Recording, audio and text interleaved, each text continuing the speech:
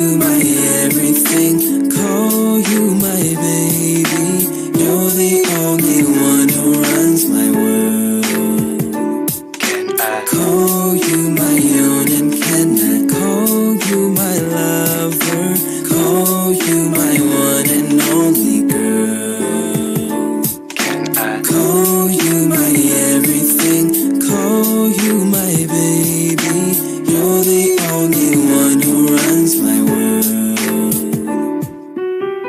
I remember this night we had outside on the grass, us two. We were gazing at stars with smile as my eyes only turned towards you. I knew there was no one else I needed, and my love's never felt this way. I wasn't too sure if you were mine. I was nervous, but I had to say, can I call you my own, and can I call you my lover? Call you my one and only girl. Can I call you my everything? Call you my baby. You're the only one who runs my world.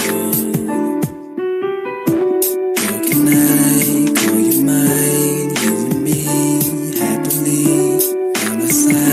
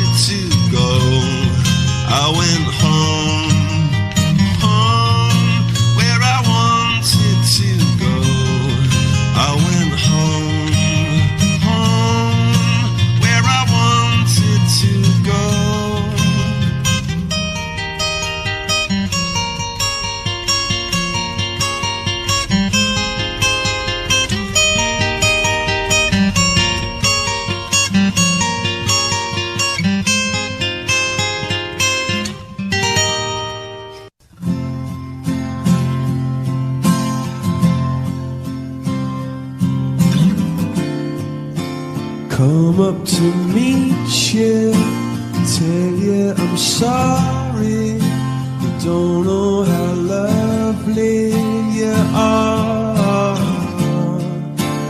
I had to find you and tell you I need you, tell you I set you apart. So tell me your secrets, ask me your questions.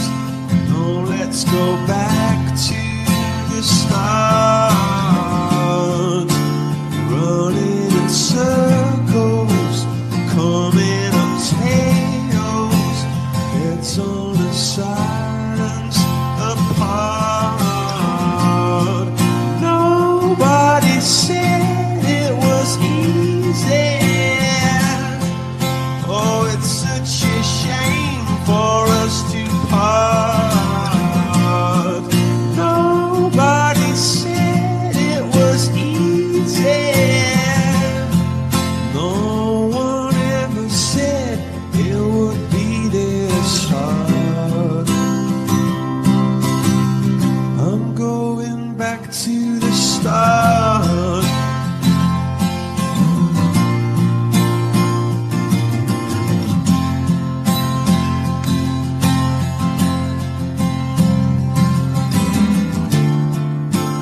I was just guessing at numbers and figures, pulling your puzzles apart. But questions of science, science and progress will not speak as loud as my heart. So tell me you love me, come back and haunt me. Oh, and I rush to the start, running in circles or chasing our tails, coming back as we are. Nobody said it was easy.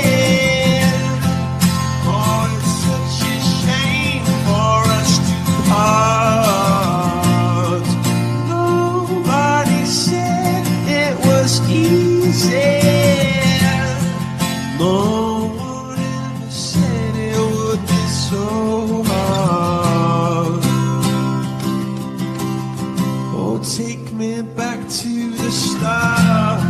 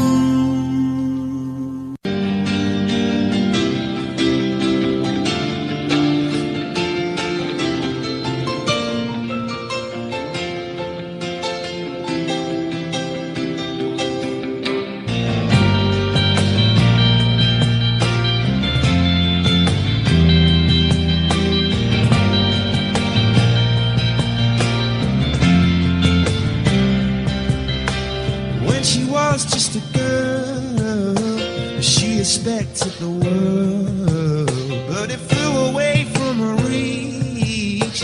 She ran away in her sleep and dreamed a paradise, a paradise, a paradise, a paradise.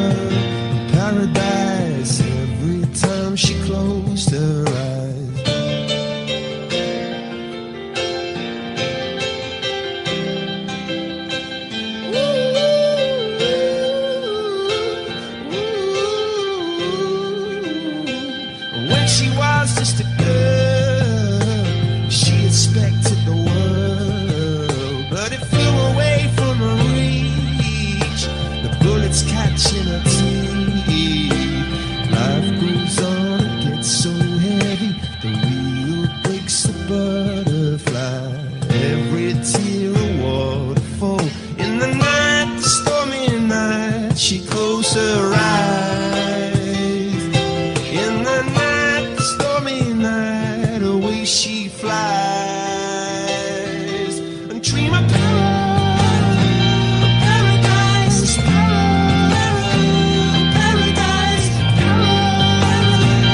paradise. Oh, she dream of paradise, paradise, paradise.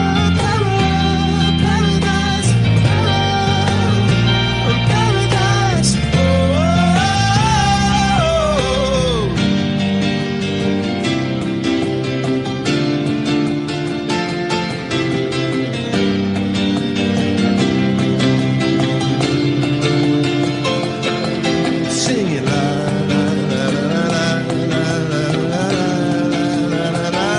la. And so lying underneath those stormy skies, she'd say, oh, I know the sun was set to rise. This could be paradise, paradise, paradise. Oh, this could be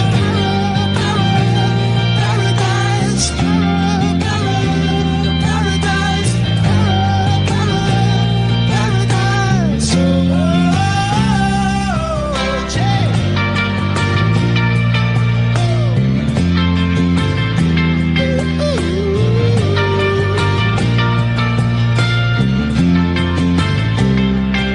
This could be paradise, paradise, paradise.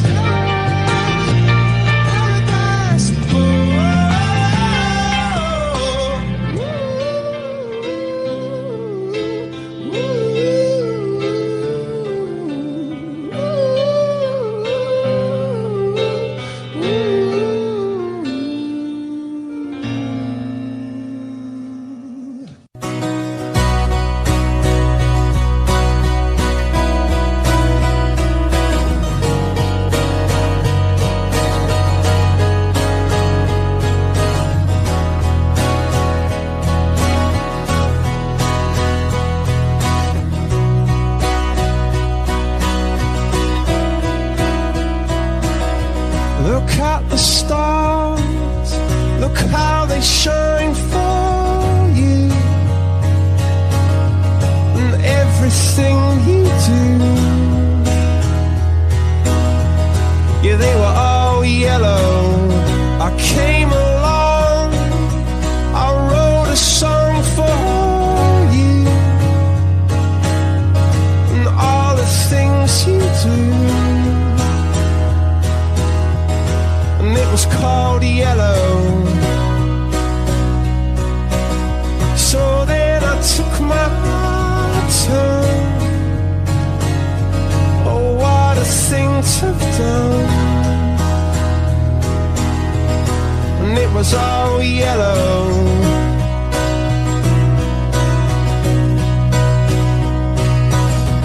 And your skin, oh yeah, your skin and bones turn into something beautiful. And you know I love you so. You know I love you so.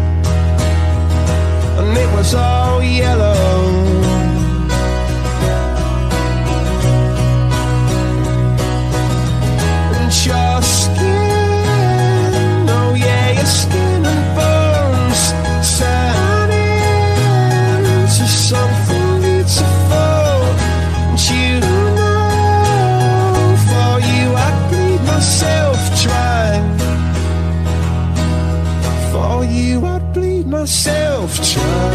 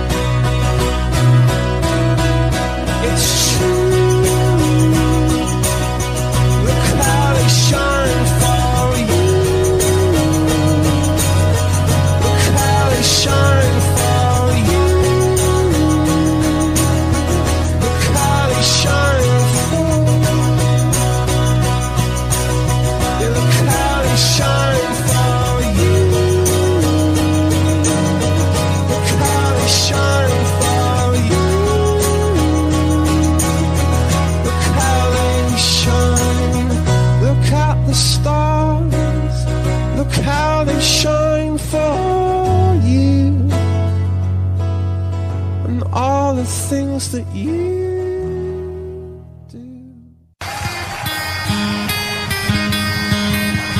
Thank you so much.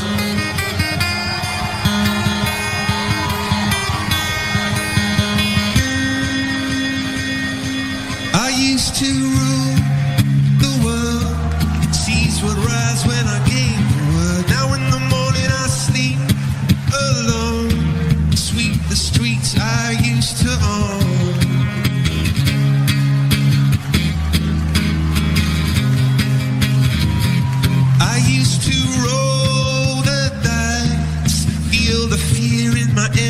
Eyes. Listen as the crowd would sing. Now the old king's dead, long live the king. 1 minute I held the key. Next the walls were closed on me, and I discovered that my castle stand upon pillars of salt, pillars of sand. I hear Jerusalem bells are ringing, Roman cavalry choirs are singing. Be my mirror, my sword and shield, missionaries in a foreign field. And for some reason I can't explain, once you gone there was never an honest word. That was when I ruled the world. Okay.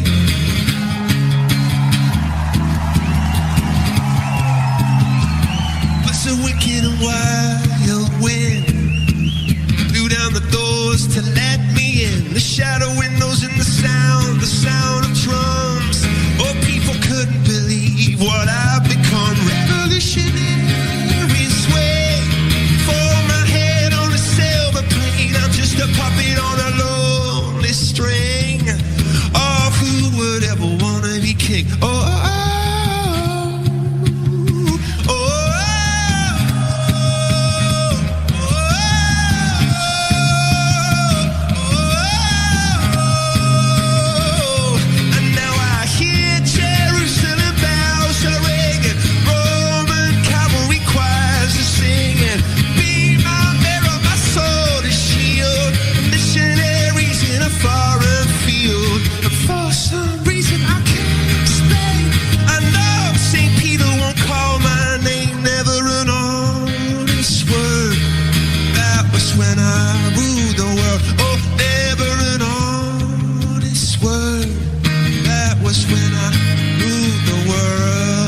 So much.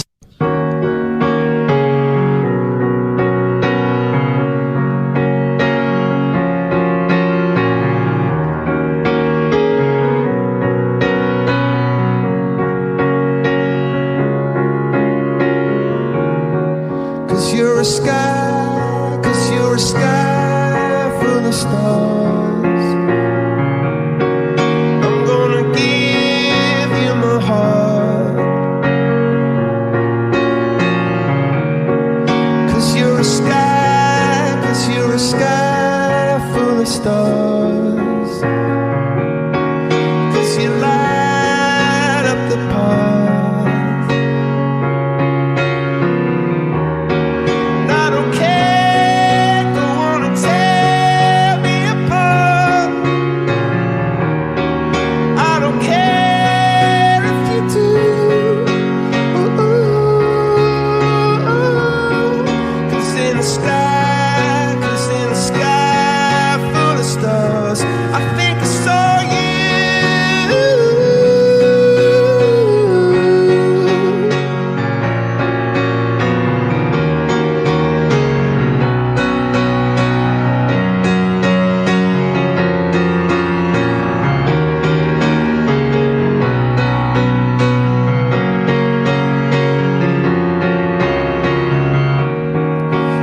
You're a sky, 'cause you're a sky full of stars. I wanna die in your arms, arms. You get lighter the more it gets dark. I'm gonna give you my heart. I don't care, go on and tear me apart. I don't care if you do. Oh, oh, oh. 'Cause in the sky full of stars, I think I saw you.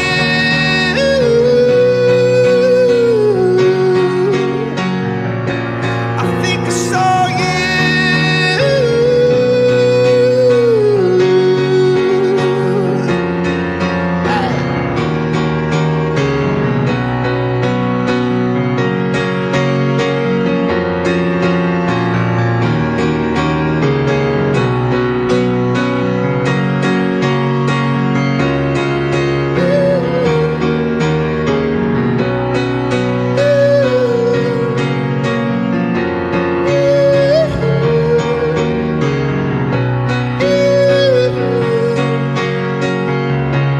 Oh, you're a sky full of stars. I ever leave you.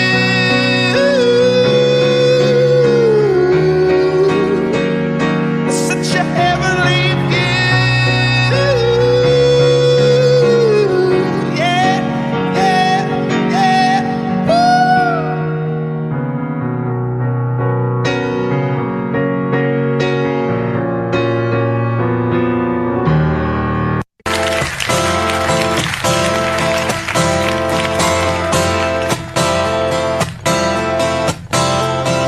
Bones sinking like stones, all that we fall for. Homes, places we've grown, all that us are done for.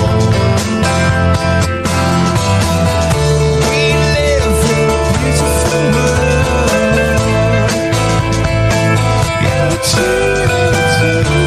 We live in a beautiful world.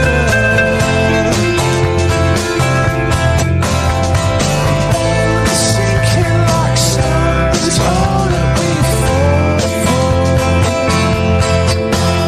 The homes, places we've grown, all of us are done for. Yeah, done for. We live in a beautiful world. Yeah, we do. We live in a beautiful world.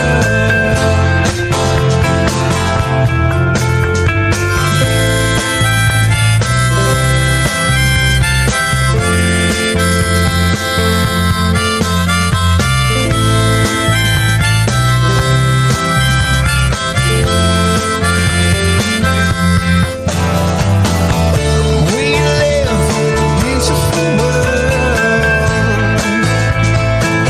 Yeah, we do. We live in a beautiful world.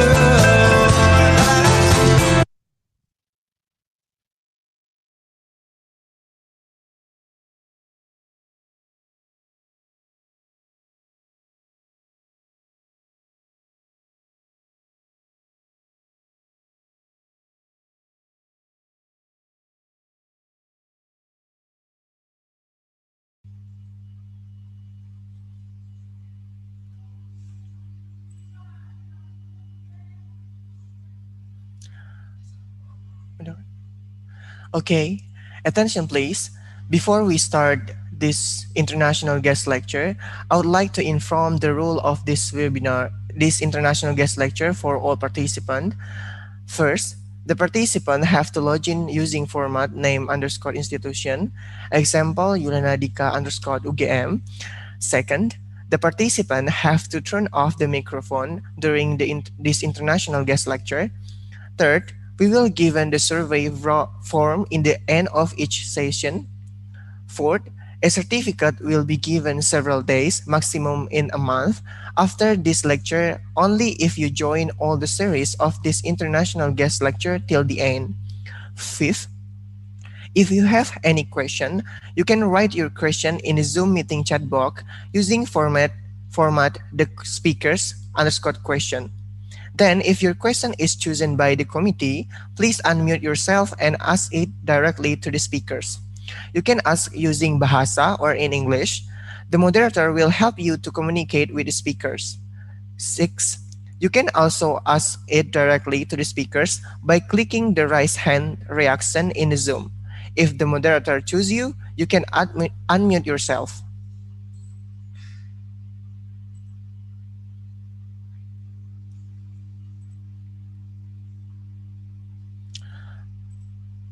Assalamualaikum warahmatullahi wabarakatuh. Good morning, ladies and gentlemen. Welcome to the second day of the International Guest Lecture titled The Opportunity of Implementing Telemedicine in Pandemic Era. Thanks you for all participants that have been attending on today's guest lecture. This guest lecture is hosted by Health Information and Services Department, Vocational College, Universitas Gadjah Mada. My name is Al-Razi Sena as the host of this international guest lecture today. And now, let me welcome our special guest of today. Welcome to our Honorable Dr. Ing Insinyur Agus Mariono as the Dean of Vocational College, Universitas Gadjah Mada. Our Honorable Dr. Nurrahman S.Sc. M.Com as the Head of Health Information and Services Department. And our Honorable Speaker, Mr. Andi Saptono, Ph.D., Assistant Professor, Health Information Management Department, School of Health and Rehabilitation Science, University of Pittsburgh. And last but not least, my honor greetings for all the participants. Ladies and gentlemen, further for the sequence of this morning agenda, we will hear our national anthem of Republik Indonesia, Indonesia Raya, and hymn of Universitas Gadjah Mada. Ladies and gentlemen, please stand up.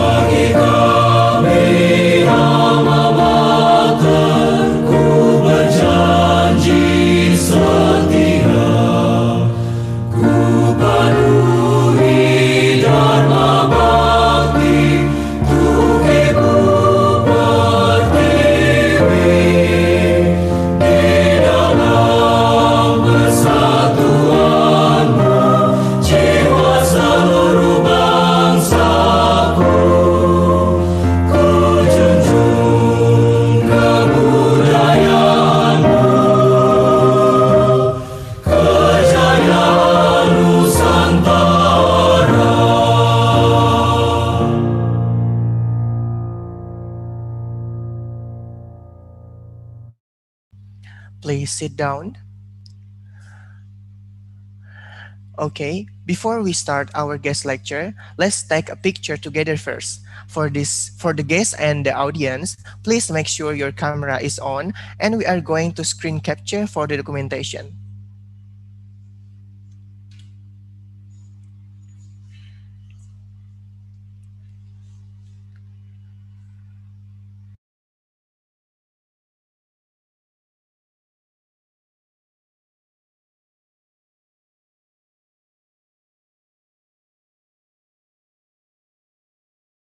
For all participants, please turn on your camera.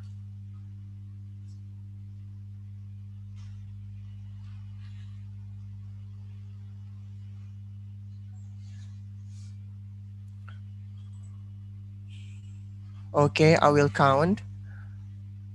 1, 2, 3. Once more time. Okay, 1, 2, 3. Once again. 1, 2, 3. Okay, we are done. Please turn off your camera now. Okay, thank you, ladies and gentlemen. Now, we will begin our lecture, and the keynote speaker of this session is Mr. Andi Saptono, Ph.D., Assistant Professor, Health Information Management Department, School of Health and Rehabilitation Science from University of Pittsburgh, with the topic, The Opportunities and Challenges of Telemedicine Implementation in the United States of America. This session will be guided by Mrs. Annisa Maulida Ningtyas S.Kom M.Eng.Sc. Okay, she is a Ph.D. student at Vienna University of Technology and also the lectures of Health Information Management, Vocational College, Universitas Gadjah Mada. She has work experience as freelancing for the Center for Economic and Public Policy Study, Universitas Gadjah Mada, and also teaching staff in Jakarta State Polytechnic. Next. She has several research projects. One of them is head speech detection using natural language processing, case study Indonesian social media, and also using RESIC framework to tackle duplicate electronic medical record issues in General Regional Hospital of Ates, Kulon Progo. She also being a scholarship awardee from doctoral degree, Indonesian Austrian scholarship program. Without any further ado, please welcome our moderator today, Mrs. Annisa.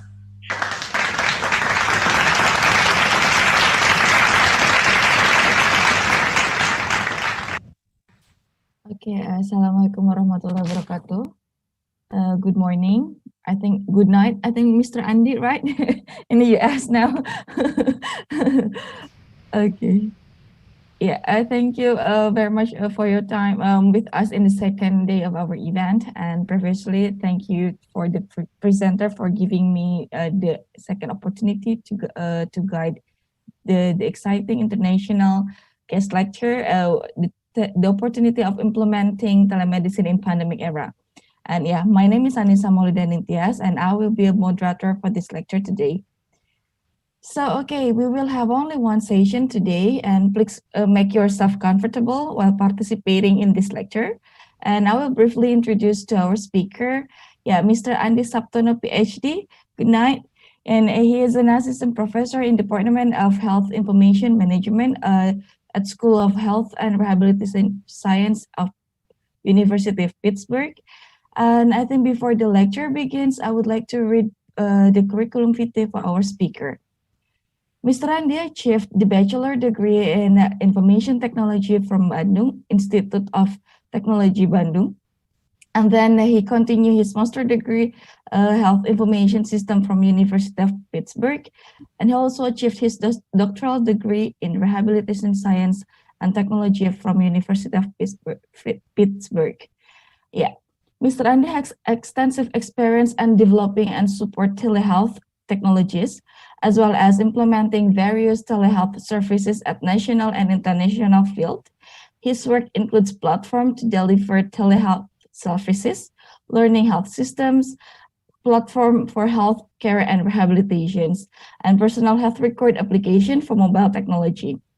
He has strong technical qualification with track record of more than 15 years and of hands-on experience in information technology systems development and project and product management with extensive knowledge in designing innovative, cost-effective solutions for enhancing the efficiency and effectiveness of healthcare and rehabilitation service, and conducting usability studies through the use formal user-centric approach. And his current research interests are telehealth, assistive technology outcome, and mobile health. Okay, yeah, for today, Mr. Andi will present us the course about the opportunity and challenges of telemedicine implementation in US. Okay, I think without further ado, and yeah, I would like to welcome our speaker, Mr. Andi. Please, the time is yours. We have 2 hours for this session, include with the Q&A session.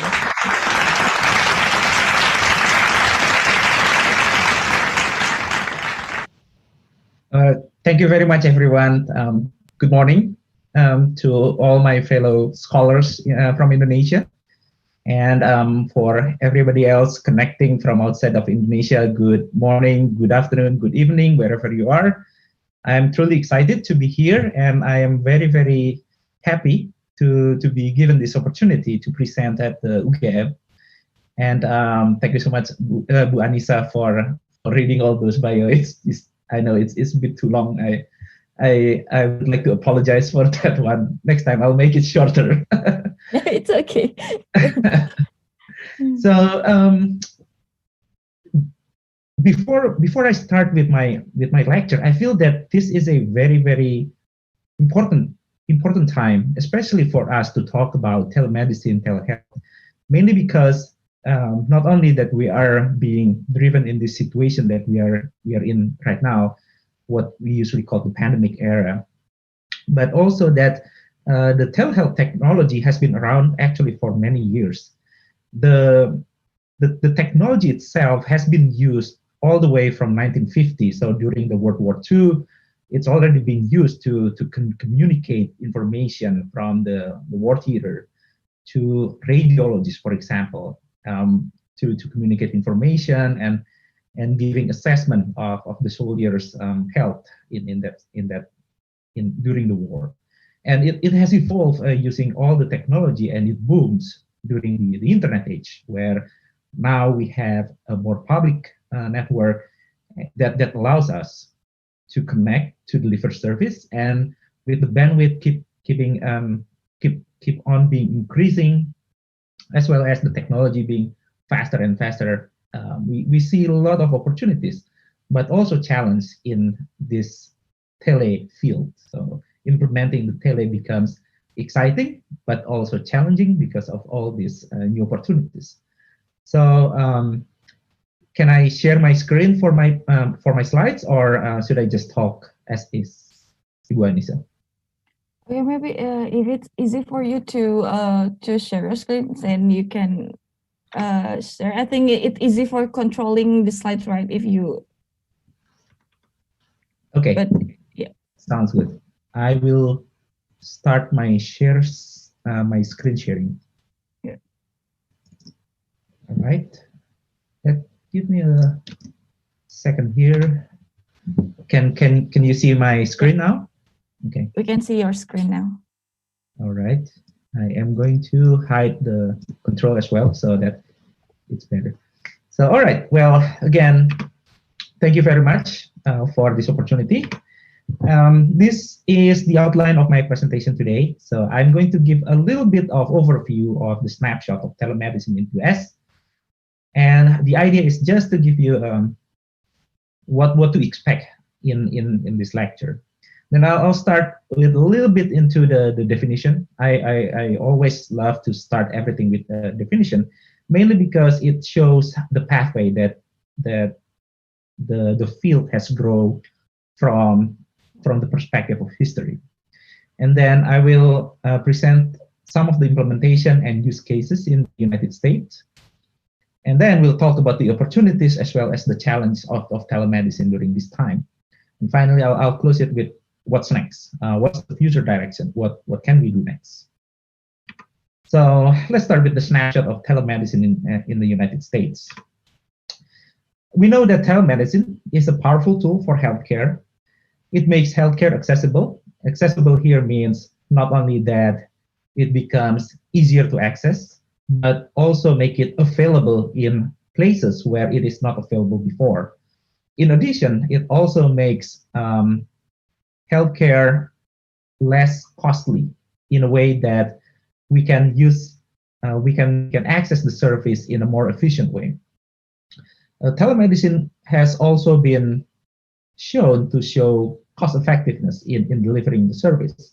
We'll talk about this in a moment, but of course there are a lot of debates in this field whether it's truly is a cost effective or not. And then we also see that telemedicine helps and significantly enhance patient engagement, something that before a patient will need to come to a clinic, to a doctor's office to meet with their provider, service provider, healthcare service provider. Now they can use their personal communication tools, smartphone, computer to be able to connect to their health service provider, and this significantly enhanced the patient engagement, something that before it feels so distant, now it feels closer. Some patients even give me a comment that it feels like as if I have a personal physician in my pocket. So something that's before it's not even possible. And there is this trend increasing the demand due to the cost savings opportunity offered by the rapid growth of technology. As I mentioned before, with the introduction of new technology, new innovation, more and more service can be delivered on top of a public network. And because it's public, it becomes wide, it becomes scalable. So everybody can access it, everybody can use that conveniently, and it increased the demand because now it's available now, and it just boosts the demand to telemedicine. In the United States, many states have laws establishing that require health insurance plans to reimburse remotely delivered care at the same rate as in-person doctor visit.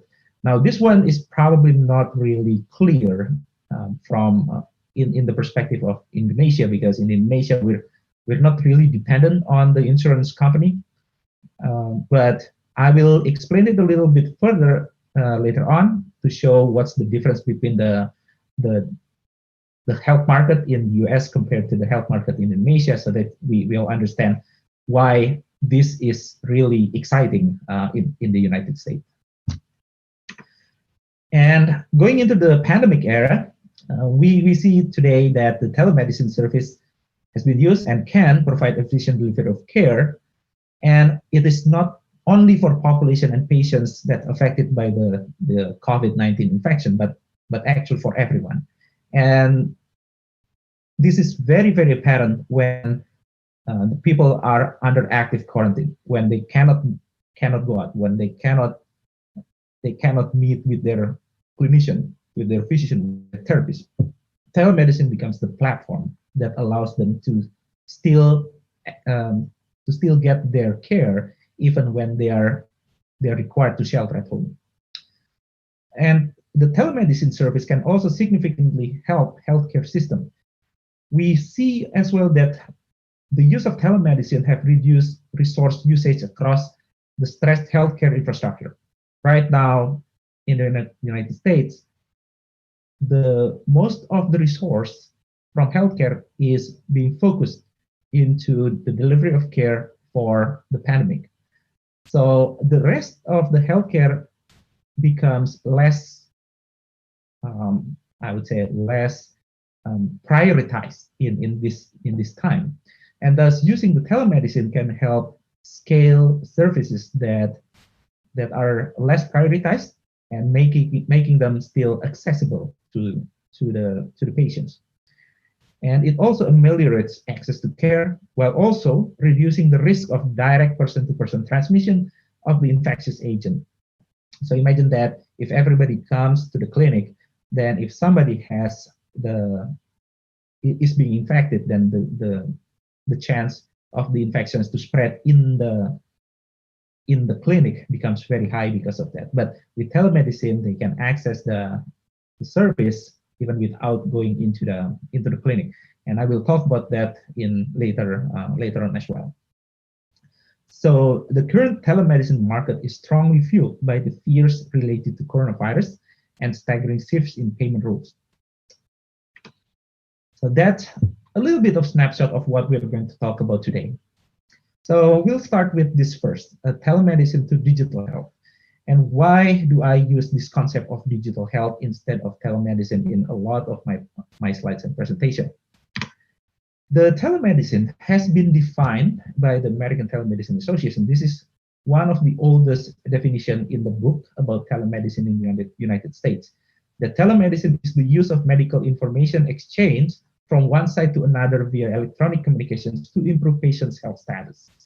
Because of this, we can see the intention of the telemedicine. It's more geared toward point of care. It's more geared toward clinical use. So patient's health status, and there is a distance being introduced here in the definition, as well as the use of information and communication technology.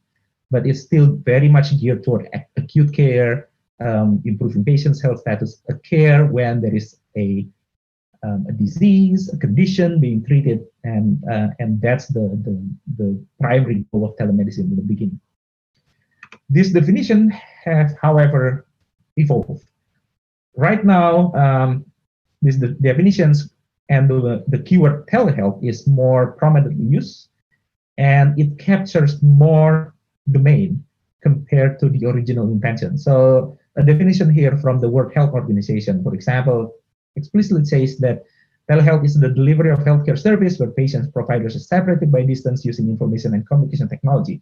So it's healthcare service. It's not only a point of care. It's not only during the acute time, but it's the entirety of the healthcare service. So it's larger. It tries to capture more, but still use the same technology. So there is an information communications technology, and there is a distance being involved in the delivery of care.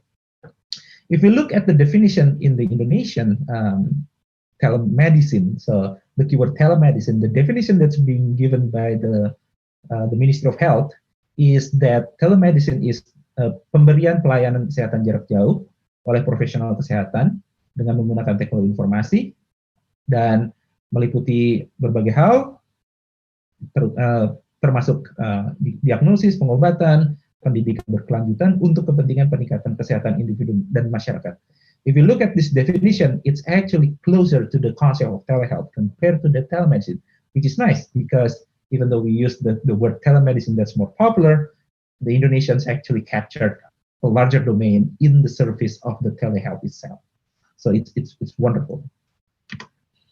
And now, with the rapid growth of technology, we now come into the next evolution of this definition, which is the digital health. And this is triggered by the advancement of informatics in health. And this have allowed the convergence of digital technologies with the health and healthcare. The goal is even larger. We want to improve the efficiency of health. So not only just delivery, we want to improve the efficiency of the health. We want to improve the effectiveness of health service. We want to make medicines more personalized and precise. This is the concept of personalized medicine, for example. So what is digital health?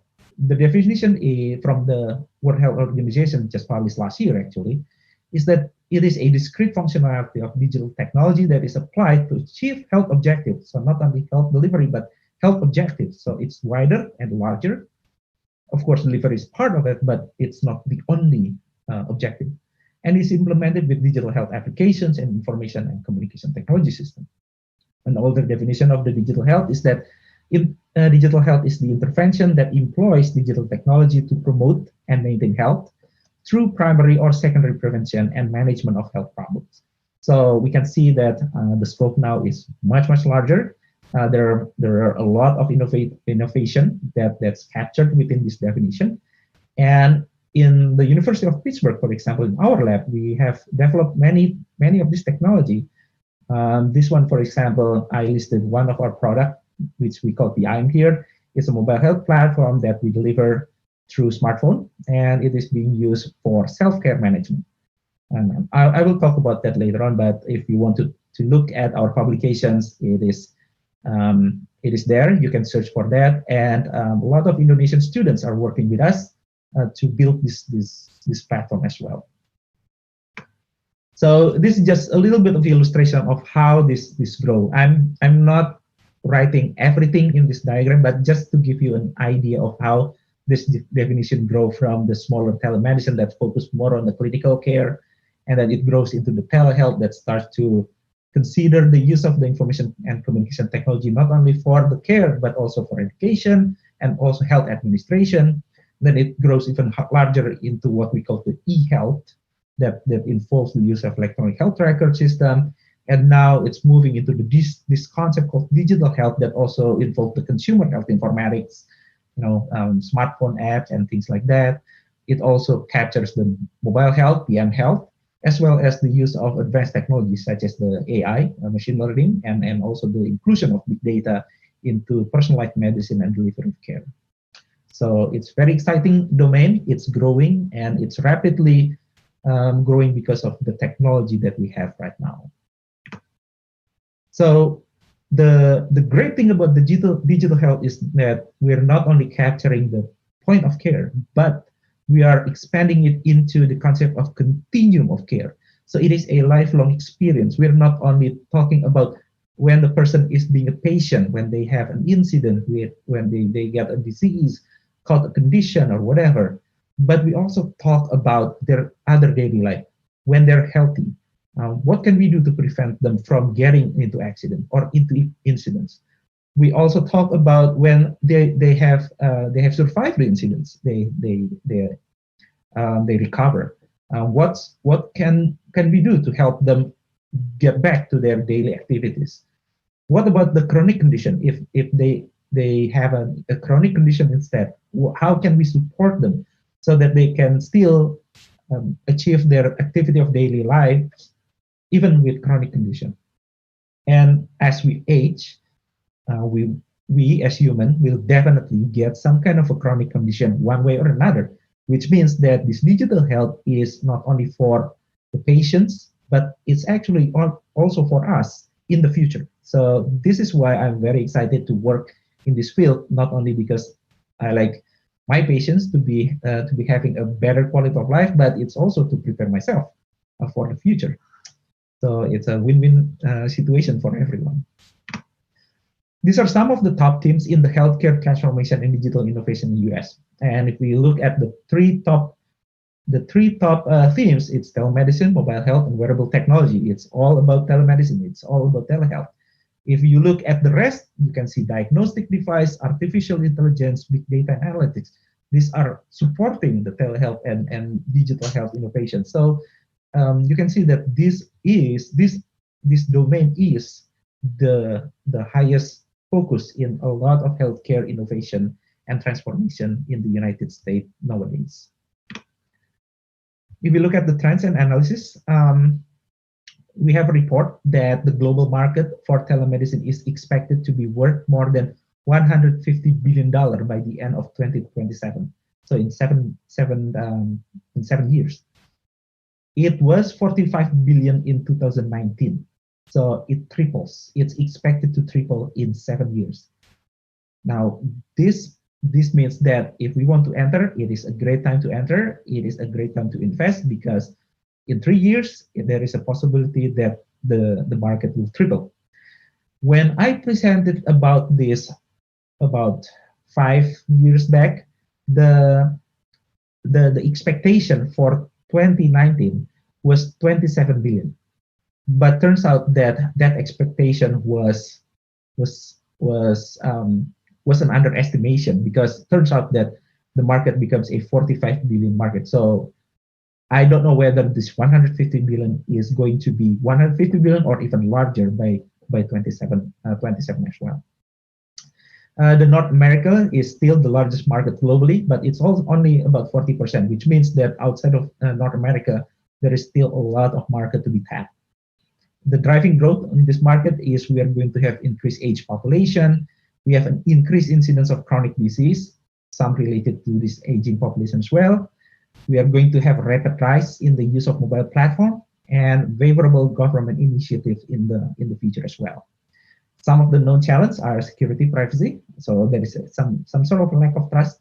Somebody that's probably new to telemedicine would probably give us question: should I use this? Can I trust this platform? Would I get the same service with what I would get if I go to an in-person, for example? And then also the lack of knowledge. So how do I actually use this platform? So those are some of the known challenges to telehealth. These are some of the important themes. So we always want to expand our access using the technology. So previously, as I mentioned before, previously in unavailable service, inaccessible service, or even new way to deliver service. So before it's not even possible, now it becomes possible. Another theme is the reduction of cost. How can we provide the right care at the right time in the right place? Therefore, we reduce the cost by not having extraneous spending in healthcare. And third one is the improvement of quality. So how can we extend the reach of specialists using advanced technologies? And the goal is, of course, improving the value of healthcare in all sectors. So that's the idea behind the telemedicine that we have right now. Now, what are the implementation and use case in the United States? So what do we have? Before I start there, I just want to tap into these two types of interaction in telemedicine. Probably most of us already know about this, but just want to give this in the beginning so that we are in the same page. So whenever we're talking about telemedicine, usually there are two types of interactions. The first one is the one that we call a real-time. So it's asynchronous interactive connections probably between the healthcare providers or any healthcare service and their clients. So it's a real-time interactive connections. And the other one is the asynchronous, which is the non-real-time or the store and forward, where the transmission typically occurs in one direction at a time. An example of what we have right now, video conferencing, that's asynchronous. And if I type in an email or a text and I send it to my clinicians, that's an example of asynchronous, where it is only one direction at a time. The technology for the telemedicine in the United States, the most commonly used are the audiovisual communication, and then the mobile health, M-Health, virtual reality, Internet of Things, and other disruptive technologies. Audiovisual communications are what we usually call the advanced and interactive real-time video conference for the replication of in-person services. So there are many of this audiovisual communication, but the main point here is that the provider and their client can communicate in real time, and in most situations it's also enhanced by some kind of interactivity to be able to deliver the care that replicate an in-person service. So for example, in the rehab area where I work the most, we can also enhance the video conferencing with a presentation of the slides, or a way for our clients to interact with a device so that we can capture their responses and things like that. An example that we have here at the University of Pittsburgh Medical Center is our UPMC Telestroke. This is a type of service, a telehealth service, where our clinicians, our expert clinicians, our neurologists from the UPMC supported satellite hospitals or partner hospitals that does not have a telestroke facility via telemedicine. So if somebody comes in with a stroke, that will alert our clinicians. Our neurologists will be able to perform their examinations and provide a recommendation whether to give a TPA or not. So because the outcome of a stroke depends on the delivery of the TPA, and the delivery of TPA depends on the neurologist's assessment. If we can give the TPA as soon as possible to a patient with a stroke, the chance of that person recovering is much higher compared to not being given the TPA, and it is very, very time limited, and that's why having this real time where a clinician can assess the person is very, very important. We also have a company here, Kuravi Health, that provides an all-in-one cart solution. This is very, very popular a while back. It's something that you can push to the bedside. It has the video conferencing, electronic health record system, document scanner, and everything. And right now it is being primarily used in the nursing home. So if somebody in the nursing home requires attention of a physician clinician, they push this card, connect it to the clinicians. They can also send some documents during that time through the built-in scanning within the card. And the clinicians can ask the nurse to perform diagnostic using a digital diagnostic tools, such as a digital stethoscope, EKG, otoscope, and wound camera, and provide the recommendation. And then the second technology that I mentioned is very popular right now is the M-Health and wearables. I combine these two together because a lot of time the mobile health and M-Health and wearables are being used together. Some of the popular one that we have is the Fitbit and the iPhone, iWatch, not Apple Watch, not iWatch, Apple Watch. So those are wearables with sensors that are increasingly sensitive, increasingly better, increasingly accurate in getting the biomarkers of the client and providing that, capturing that biomarkers for the purpose of just right now it's just to track a person's health. And there are many other wearables that are being used both in the healthcare and rehab. Our lab also works with sensors that we can attach to the back of our client to detect their activity after a back pain surgery, for example. So it gives us a lot of information about their activity and allow us to give us recommendation on how they can be more active or how they can recover faster and better. So that's the M-Health. And why the mobile technology becomes so attractive and powerful, we can see it in this table. If we look at the features and if we can classify it in these 5 categories: interactivity, timeliness, personalization, context sensitivity, and ubiquity and accessibility, we can see that the mobile technology have everything in the high. So we can deliver a lot of things because of these features, mainly because the mobile technology has everything that we need.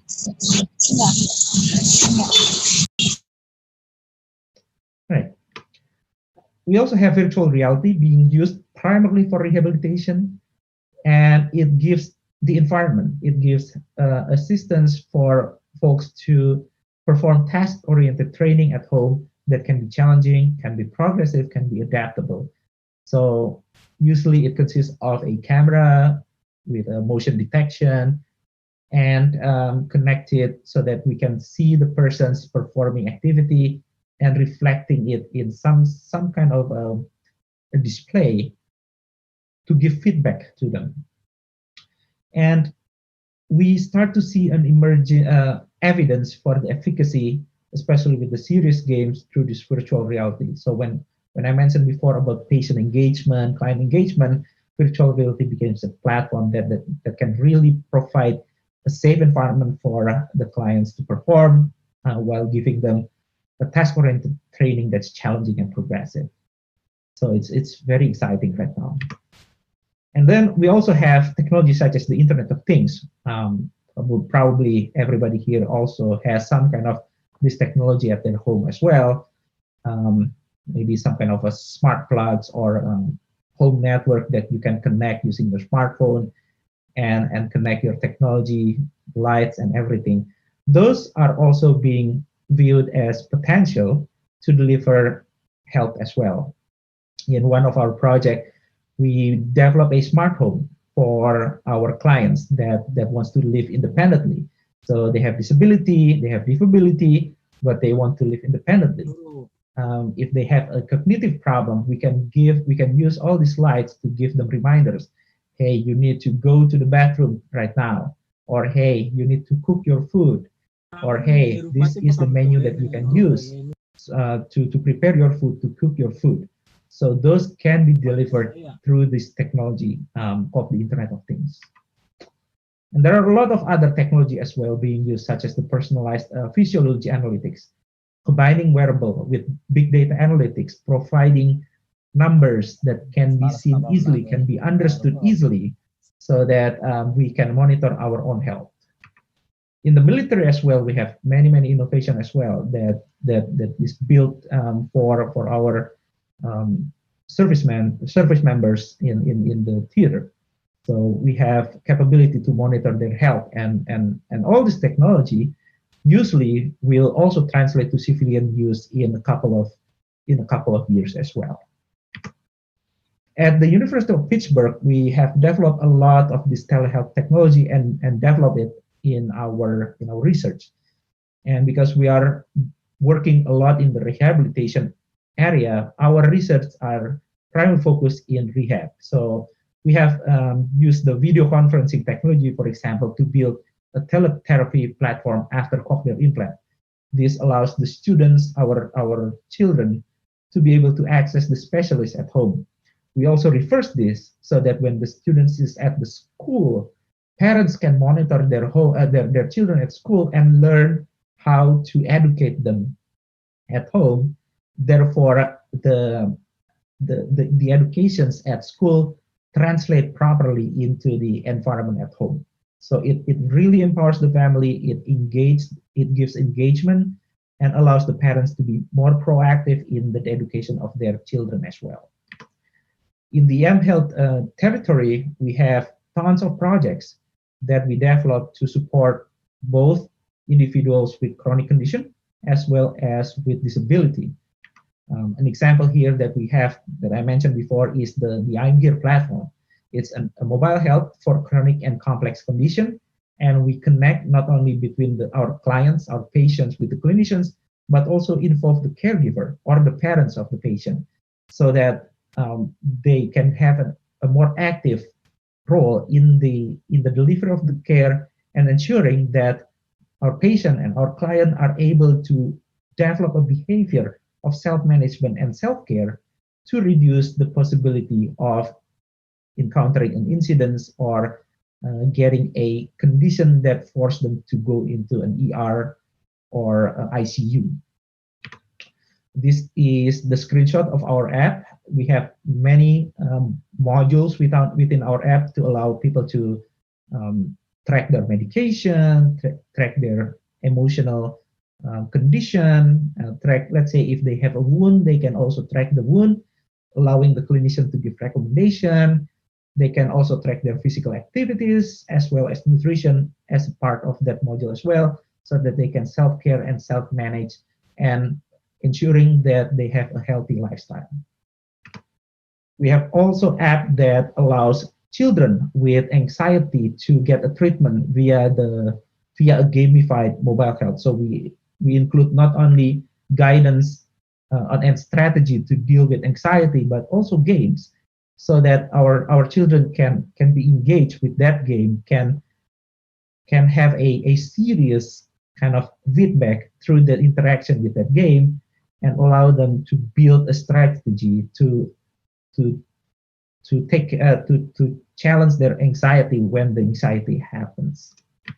So this is an example of the serious game that we developed. One of the example there, we give a situation, we give a persona, we give a case where the children can interact, and that persona will give feedback, and they can keep on trying different things so that they can come up with a strategy for themselves while empathizing with this persona that they're interacting with at the game. We also have research in artificial intelligence and big data analytics to improve and capture the trend of patients and providing recommendations to improve their quality of life as well. One of the big projects that we are working right now is the Pit Smarter project. This is a self-monitoring for individuals with obesity, with the goal of developing a healthier lifestyle and also reducing their weight with a very personalized way that fits with their own daily activities as well. So we're not only giving um, a menu of activities, but we also adapt that to match with their activity, to match with their pattern as well. And we use big data to give feedback and also gather information from our clients in real time and providing a message for them. We also have the IRIS project that used an adaptive algorithm to align sleep. And as we all know, if we have a bad sleep, we have a bad night, we usually become grumpy, we usually have a bad day after that. So this is the interventions that we target individuals with sleep issue and working using their own behavior and their trends to give recommendation just in time so that they can have a better quality of sleep. So those are some of the technologies and some of the cases, examples in the United States that we developed as well as performing research on. And the next is we're going to talk a little bit about the opportunities in the pandemic era. So what are the opportunities in this pandemic era that we have? Well, let's take a look at the US health economy first. At the United States, the healthcare accounts for over 1/6 of the United States economy. So if we're talking about GDP, it's about 20% of the GDP. And this is larger in comparison, it's about double from other countries. So if we're talking about the European Union, even comparing with France, that's the highest in the European Union. United States health economy is still twice compared to them. So they only spend about 11% of their GDP. If we compare with Indonesia, it's even further comparison in the GDP. So in the world, US spend the most in terms of healthcare. And the type of the healthcare economy in the United States is insurance driven. A lot of the spending are based on the insurance or what is being covered by insurance. Every individual in the United States is expected to have some kind of a health insurance that covers their healthcare need. And if they cannot afford to have an insurance of some sort, then the federal as well as the state also have some program that provides insurance for them, but it is covering a very small amount of healthcare service. But the primary the key point is that in US every healthcare spending is tied to an insurance, is tied to what is being covered, and then supplanting the rest with out of pocket. And this is a big shift from what we have in 1960. In 1960, we have a lot of personal out-of-pocket expenses. In 2009, it is a flip. We only have about 15%. And nowadays, 2020, we have about 20% of out-of-pocket expenses. Now, if we compare it to Indonesia, Indonesia have almost 70% out-of-pocket expenses. So most of the health expenditure in Indonesia are paid out of pocket, are paid personally and individually instead of through insurance company. So this is very different. This is very different between the United States and Indonesia. And this difference is being reflected in a lot of the policies in the United States. So how service is being reimbursed, what service can be reimbursed. All the policies are tied into this idea that most of the healthcare service are being reimbursed through insurance company and not through personal out-of-pocket expenses. In the United States, the telemedicine is surging is growing because we have a surge in population and we need to expand healthcare access. And we see a lot of prevalence of chronic conditions and cost benefits of using telehealth and telemedicine. Chronic conditions such as diabetes or aging populations. Baby boomers now are starting to enter aging elderly age, and this drive the need of healthcare because the improvement of medicine allows people to live longer and live healthier, which means that they also have an increasing need of healthcare service.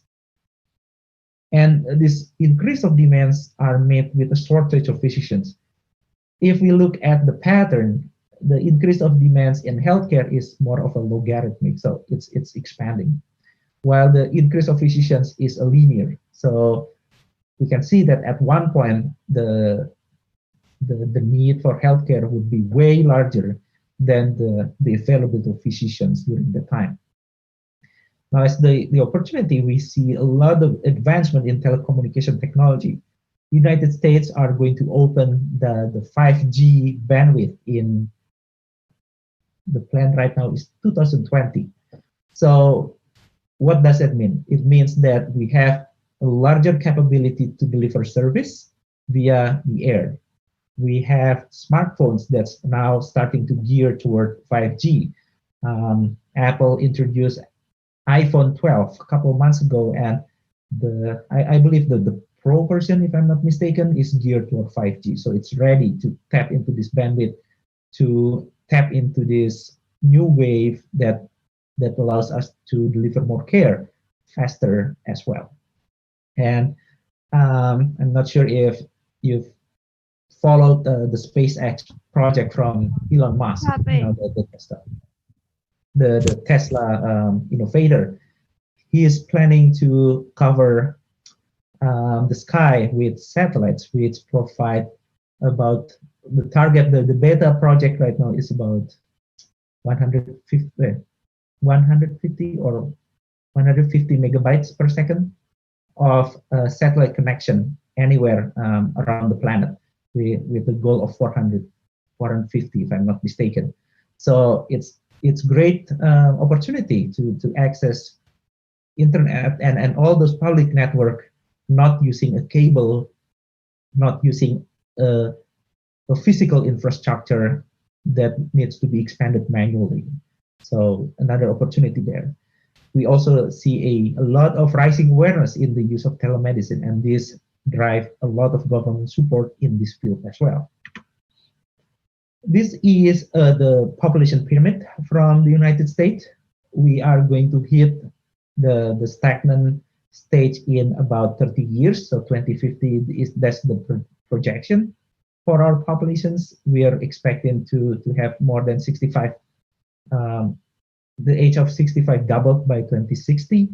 So this is the challenge that we are aiming, and this is why United States is ramping up the telemedicine approach, the telemedicine technology to meet with this increasing demand. Now, just as a comparison, this is the pyramid of Indonesia. It shows a similar trend, but in Indonesia, we'll reach the aging populations in 2035. So if we think about this a little bit, 2050, US already in the developed country, they still have time until they reach this pyramid. Well, Indonesia, we only have about 20 more years. So this is very, very important and very challenging for Indonesia, and it is very important that we start to create a strategy to ramp up our healthcare, to ramp up our service from today, because we don't have that much time, but we are going to face the same situation sooner. So that's why I feel that this topic, the telemedicine, telehealth, digital health, is very important to be understand right now, to be strategies right now, especially for Indonesia, because of this situation.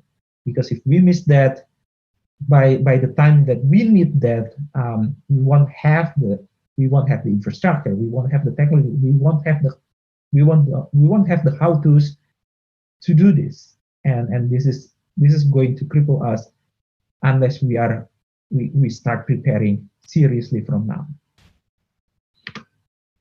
And a little bit of the snapshot of the capacity versus the need of care. As I mentioned before, the need of the care in the United States is moving in logarithmic functions, exploding, while the healthcare service is in the linear. So we are projecting a lot of shortage by primary care doctors. And now that's the challenge, right? This one is the opportunity. We see a lot of rapid increase in capacity to access of information and services, performing work activity online. In fact, right now, most of our work in the United States are being performed online through Zoom, through Team, through Slack. A lot of the coordinations are being performed online because of, well, the need to shelter in place, but that becomes an opportunity that shows that this can be done and can be scaled easily. We access a lot of entertainment via the internet. How many of you are watching YouTube or watching other platform in the internet for entertainment? And how and compare that to television? How many minutes, how many hours that you spend on your own smartphone versus watching television right now? So we can see there is this increase in the entertainment being delivered through the internet. And then there is this engagement in social networking, of course. We use a lot of services in social networking, both professionally and in our private life, using a lot of technology to engage in our network. And we can see this increase in bandwidth. If we look at this increase in bandwidth, you can see this pattern, right? And you can expect that in 2030 it will increase even more because of the availability of the technology, both wired and wireless, being implemented around the country. So a little bit of the snapshot of the opportunity in the US. In February, one of the leading health insurance provider starts to waive its 45 patients co-payment for virtual care. So before, if we want to use telemedicine, we usually need to budget about $80 per encounter. And that's usually if somebody is covered by insurance company, they have a system called copay, meaning that the insurance company will pay part of that encounter.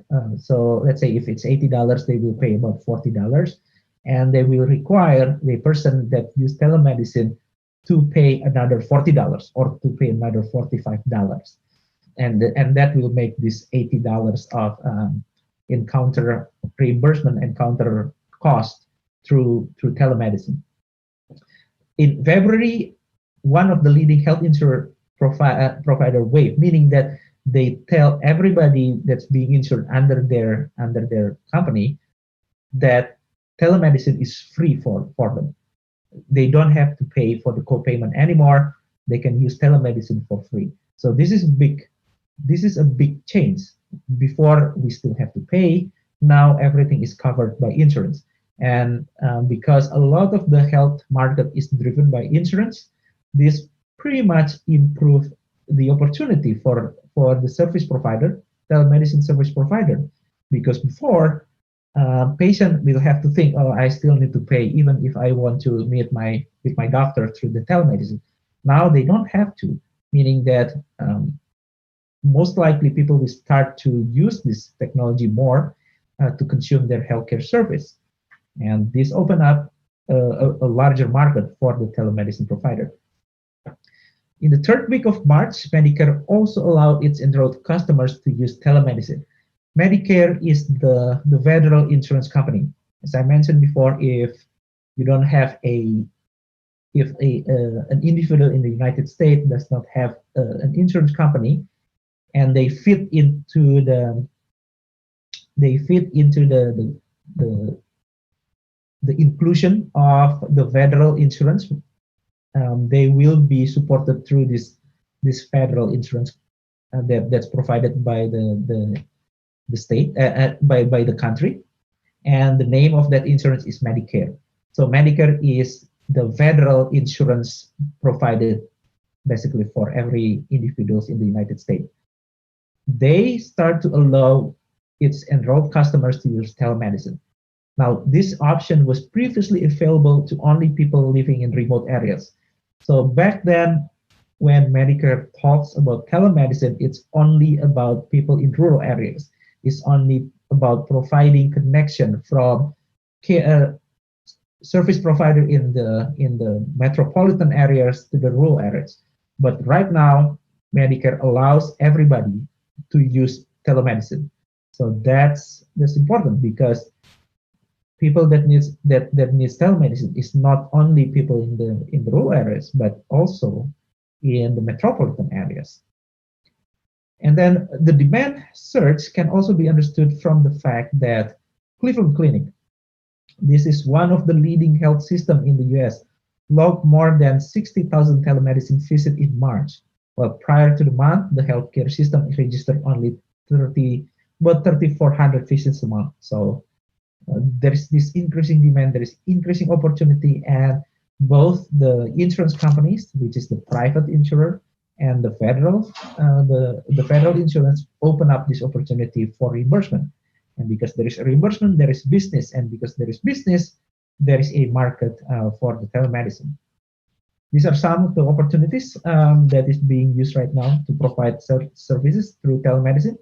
That is providing frontline care, providing remote monitoring of compliance with treatment plans and medication. So if somebody comes into the clinic, they have a plans and medications, they go back home. Telemedicine can be used to remote monitor their compliance with treatment. We want them to get better, but we cannot monitor them in person at the clinic. So using telemedicine, we can monitor them at home. And there is also the potential for behavioral health, providing consultations, providing recommendations to improve the quality of life. That can also be delivered through the telemedicine right now. And if we're talking about the telemedicine market, there are 4 segments of market right now that's big in the United States, which is the telemedicine, the market of selling, quote unquote, providing the telemedicine component. When I talk about component here, it's the software, hardware, as well as service of the telemedicine. Because if a clinic wants to provide telemedicine, they need to buy something, right? They need to get the infrastructure. They need to have the software. They need to have the hardware. They need to have something to be able to deliver their service remotely. So these are the components. That's the largest telemedicine market right now. It accounts for about $7 billion in 2019 for this telemedicine component, specifically the software component, not including the hardware and everything. And then the second market is the implementation of application in health. So this is the service itself. So telemedicine, teleradiology, tele. These are the second segment in the telemedicine market. So the first one is selling the component. The second one is the service itself. The third one is the mode of delivery, cloud or on-premise. So if somebody wants to have telemedicine, but they don't have the service, they just buy the service. They can have it as a part of a cloud service, or they can have it as part of their clinic. In the UPMC, our University of Pittsburgh Medical Center, for example, we have both. From 7 a.m., so 7 in the morning until 12 in the evening, all telemedicine are handled in person, on premise. So the UPMC have their own clinicians, their own infrastructure to provide any telemedicine that their patients connecting to give the response themselves. From the 12 in the evening until the 7 in the morning, they have a cloud service that provides the telemedicine. It's supported by the American Well. So if there is any call coming in during the time, the one that take care of that are the cloud service provider. So this is the second market for the third market for telemedicine in US. And then the fourth one is the type. It is a point of care or is it home? Point of care means that it is being delivered in the hospital or the clinician clinic or private clinics versus it is being delivered right at the patient's home. The top revenue generators, as I mentioned, the first one is the one that sells the software right now. So everybody's buying the software to be able to provide the telemedicine. It's about $7 billion in 2019. The second one is the device, the remote patient monitoring device manufacturer. So it's still the component, it's still the hardware, and it counts for about $6 billion right now. The third one is the infrastructure and connectivity provider. So buying the network, buying the connection, buying the communication bandwidth. That's about a $5 billion market right now. So you can see here that a lot of the investment in the United States right now is still in the infrastructure, is still in the software, is still in buying the hardware. The service provider itself only counts for about 2 billions. So it's very, very low compared to the investment that the healthcare institutions are investing right now. And why does this happen? Well, because there is this reimbursement process that needs the business itself has just emerged this year.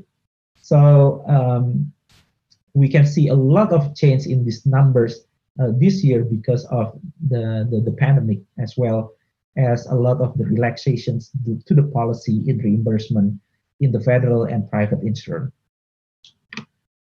Now, I mentioned the telemedicine before the pandemic. Before the pandemic, the utilization of telemedicine is very, very minimal. And it has been limited primarily by the lack of uniform coverage policies.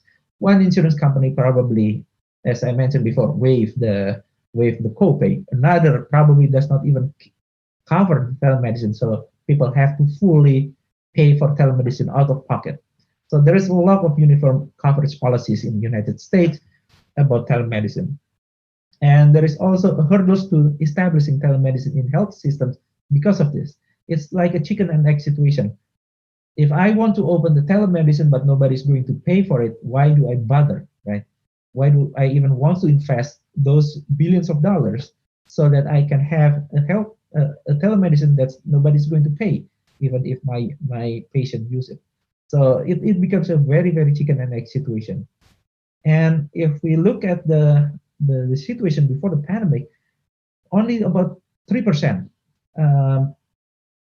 of the service has been used, even if there is a telemedicine or telehealth in place. So it's very low. But due to this pandemic era, suddenly there is a boom. And these are some of the articles that's being published. And we can see the headline here: weeks where decades happen. Telehealth 6 months into COVID-19. Weeks where decades happen. Something that is very, very low utilized suddenly in many, many years, decades, we're talking about tens of years, suddenly happened within weeks because of this. And it becomes a thing right now that clinicians are seeking new ways to serve patients and stem the rapid spread of the novel coronavirus. And policymakers and insurers have looked into telemedicine or tele to provide care to patients in their homes. While from the patient's perspective, they also try to find a service that allows them to maintain social distancing, to reduce their risk of exposure to the coronavirus, and also try to avoid overburdening the emergency departments and urgent care centers at this time, right? And because of this, there are a lot of highlights in the policy. And there are a lot of easing of telemedicine regulations. There are a lot of broadening to the insurance coverage in the United States. There are a lot of strengthening in the telecommunication infrastructure, but also we have some patient-facing issues like connectivity and quality of care. So even if the system is ready, if the patient themselves does not have the technology, then we still face an issue. But there are a lot of ways right now that booms basically that does not happen before. These are some of the common care scenarios in the use of telemedicine in the United States. So we use virtual visits via phone or video conference to address non-urgent care or routine management of medical or psychiatric conditions. Why psychiatric? Because psychiatric is reimbursed in the medical model right now. So it's very easy to have telemedicine in that situation. But we also now have a lot of the online or app-based questionnaires that can facilitate screening to determine the need for in-person care. So before somebody comes to the hospitals, right now, most of the time they will need to start by using this virtual visit.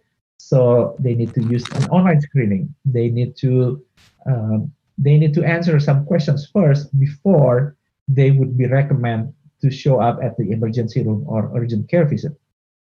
If they don't need to do the emergency room or urgent care visit, then a virtual visit through the phone or video conferencing will be started first before they will be recommended to go in person to the clinic. So this is in line with the Centers for Disease Control and Prevention encouragement. So basically, if you don't need to go to the clinic, then use telemedicine to connect so that your need for care can be answered at home. Of course, for patients who are having more severe symptoms or with complex comorbidities, the recommendation is still the same. They can come to their clinic after passing the screening in telemedicine, because we still need some in-person care intervention for those folks. Now, I mentioned before that prior to pandemic, the use of telemedicine is only about 3%.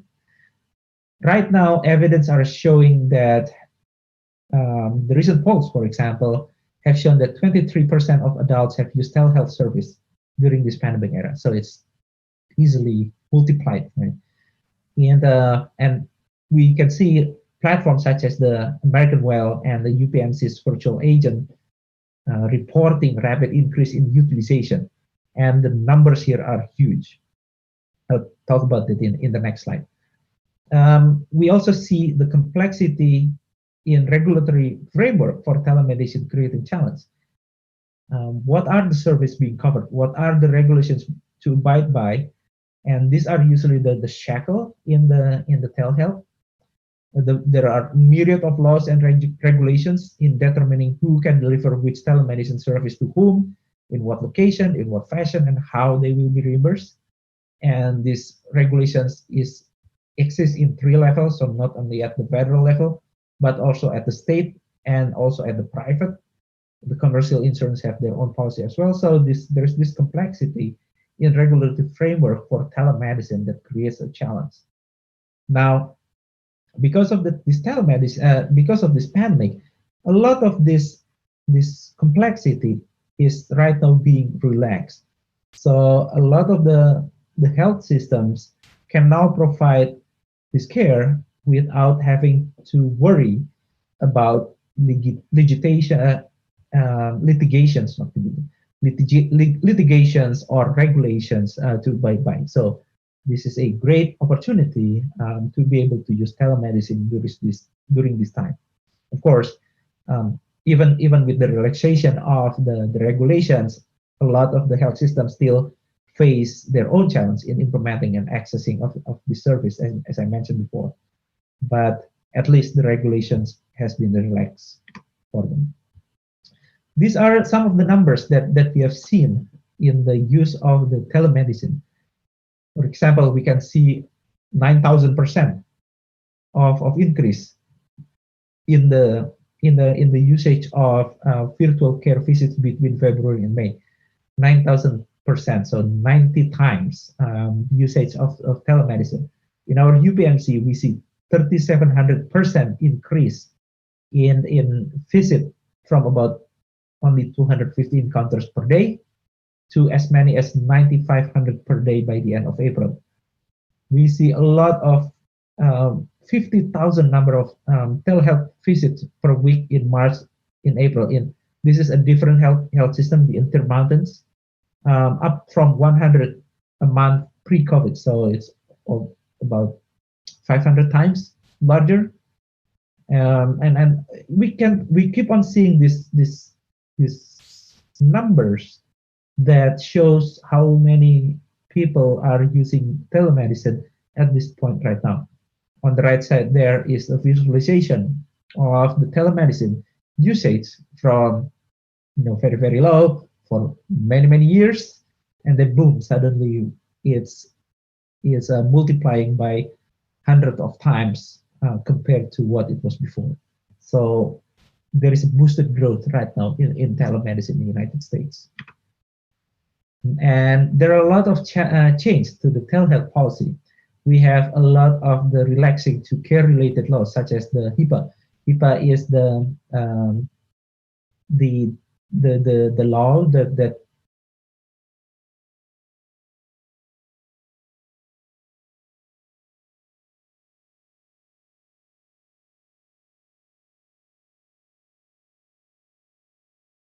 focus on the practical medicine to only providing from. I'm going to pause for a little bit because I got a message that the internet is not stable. Right, I'm going to continue now. So this law is the one that regulates the transaction of data between sites. Before, only those that's covered by this law can provide a service. But right now we have a relaxation so that we can deliver, for example, to home. There is a relaxations in the federal prescribing laws for controlled substance. So this allows us to create a prescription through an e-prescribe functions that before have to go through covered entities, covered pharmacies as well. So now it's being relaxed as well. And there is an increase to grants funding for telehealth initiative and Medicare coverage for telehealth. So for health systems, smaller health systems that does not have telehealth before, they can tap into this funding to procure their technology to be able to deliver telehealth right now.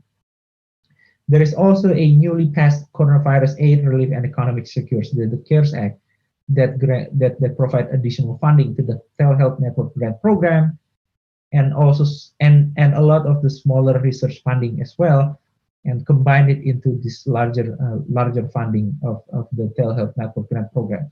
So expanding it from only a yearly package into a 5-year package, which allows for more planning, a long-term planning for providing telemedicine.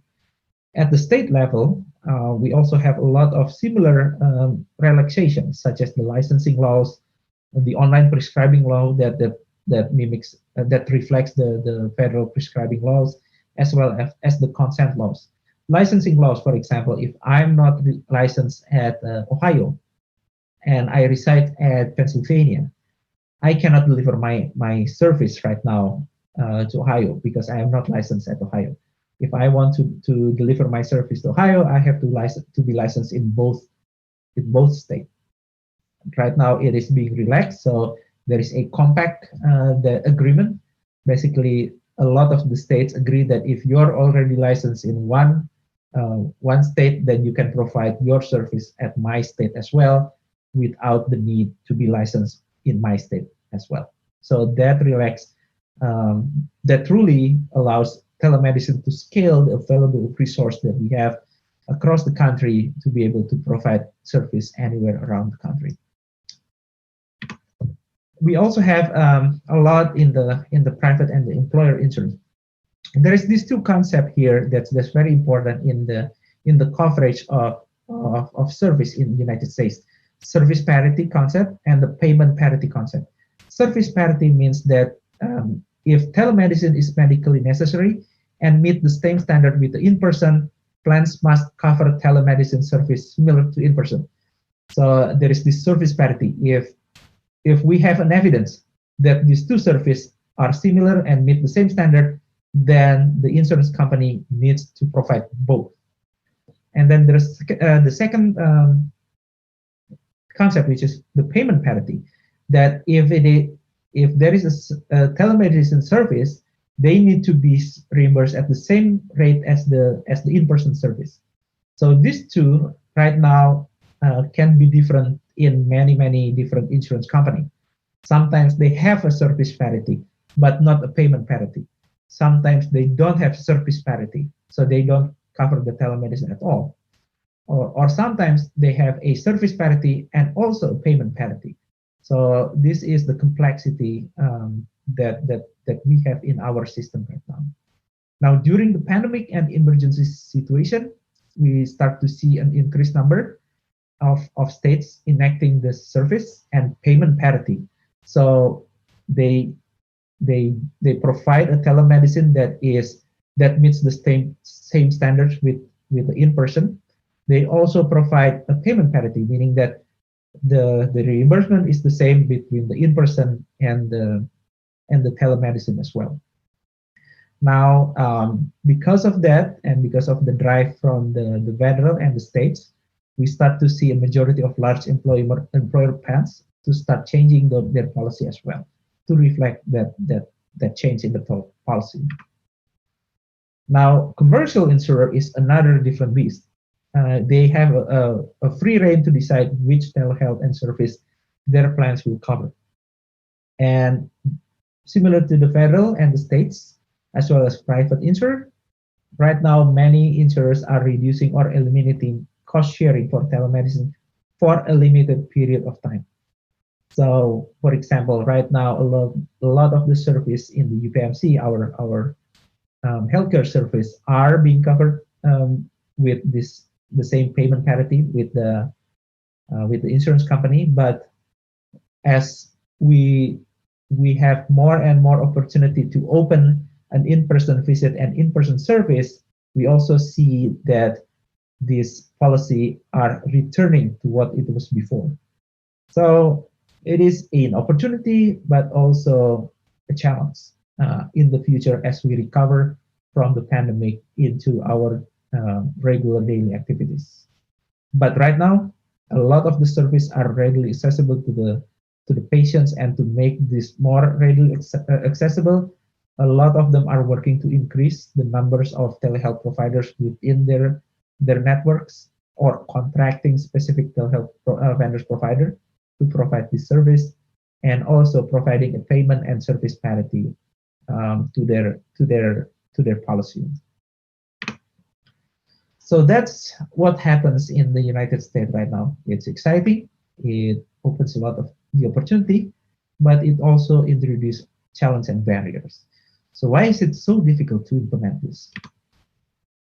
Well, the biggest and the largest challenge in the United States right now is the business itself. The reimbursement framework is not there. We don't have basically anything to create a feasible and sustainable return of investment plan, because there is no payment being rendered through a lot of the telemedicine service. That's the largest and the biggest challenge for the market in the United States right now.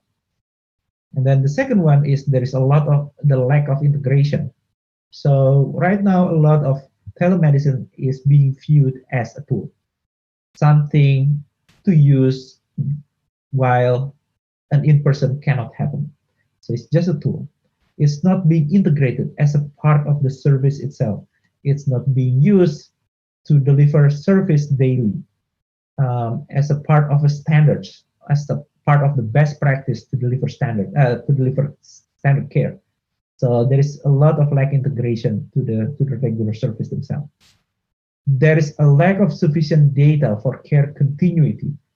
If you think about the concept of digital health that I mentioned a while back, that we want to provide this intervention not only when the person is in the acute condition, but also the continuum of the care, we lack sufficient data that those care actually will provide a reduction of a reduction of healthcare costs, for example, or we lack the data that those care can successfully improve the quality of life of our patient. So there is a lot of lack of sufficient data for this care continuity. There is low awareness related to service. Not many people know that they can use telemedicine. Not many providers open up education to tell their clients, to tell their patient that there is a way to access care through the telemedicine. So awareness happens in both ways. Not many people, not many provider also knows that they can use telemedicine to provide their service. So there is a low of awareness related to the service itself. And then there is a lack of technical skills among patients. If we're talking about elderly populations, how many of them knows about telemedicine? Well, probably not many. So they have a lack of digital literacy to operate this telemedicine platform. And these are some of the barriers that I mentioned before. We have an unfavorable regulatory environment. Not that it is hostile to telemedicine, but it's because it's complex. It's difficult to navigate, and it is in many layers, so that providing the telemedicine have this challenge to be able to that they need to penetrate to be able to provide their service. And there is a reimbursement issue, that myriads of limits on telehealth. In the old policy, for example, from the Medicare specifically says what telehealth service may take place, on what populations, in what location, and who can provide the service. So it's very limited, very specific, for a very low number of populations and in a very, very limited area. With the relaxation of the regulations right now, it is being expanded, of course, but the policy that's written are still like that. And this is just a temporary solution to the pandemic era that we are facing right now. So we can see that if we're planning for a long term, this is not really a good policy to implement a long-term strategy for telemedicine. So it's great for now, but in the future, in 1 year, in 2 years, maybe when we are able to control the situation better, will the policy still be there by that time? We don't know. And then there is this idea of the unfamiliarity with technology, where we need to change routines. If you recall what I mentioned before, telehealth is still being viewed as a tool, something that, okay, we'll use it right now, but I don't know whether we're going to use it later on.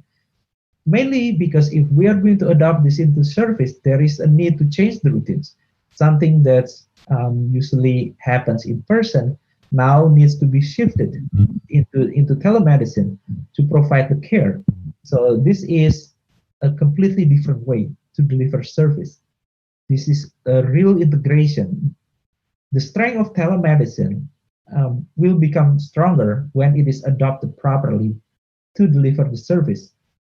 If it is still being viewed as a tool, it's just an okay tool to be used. But the real strength is when it is truly adopted, when it's truly being used to deliver a continuity of care. And this is not something that we have at the moment, because it is still considered new.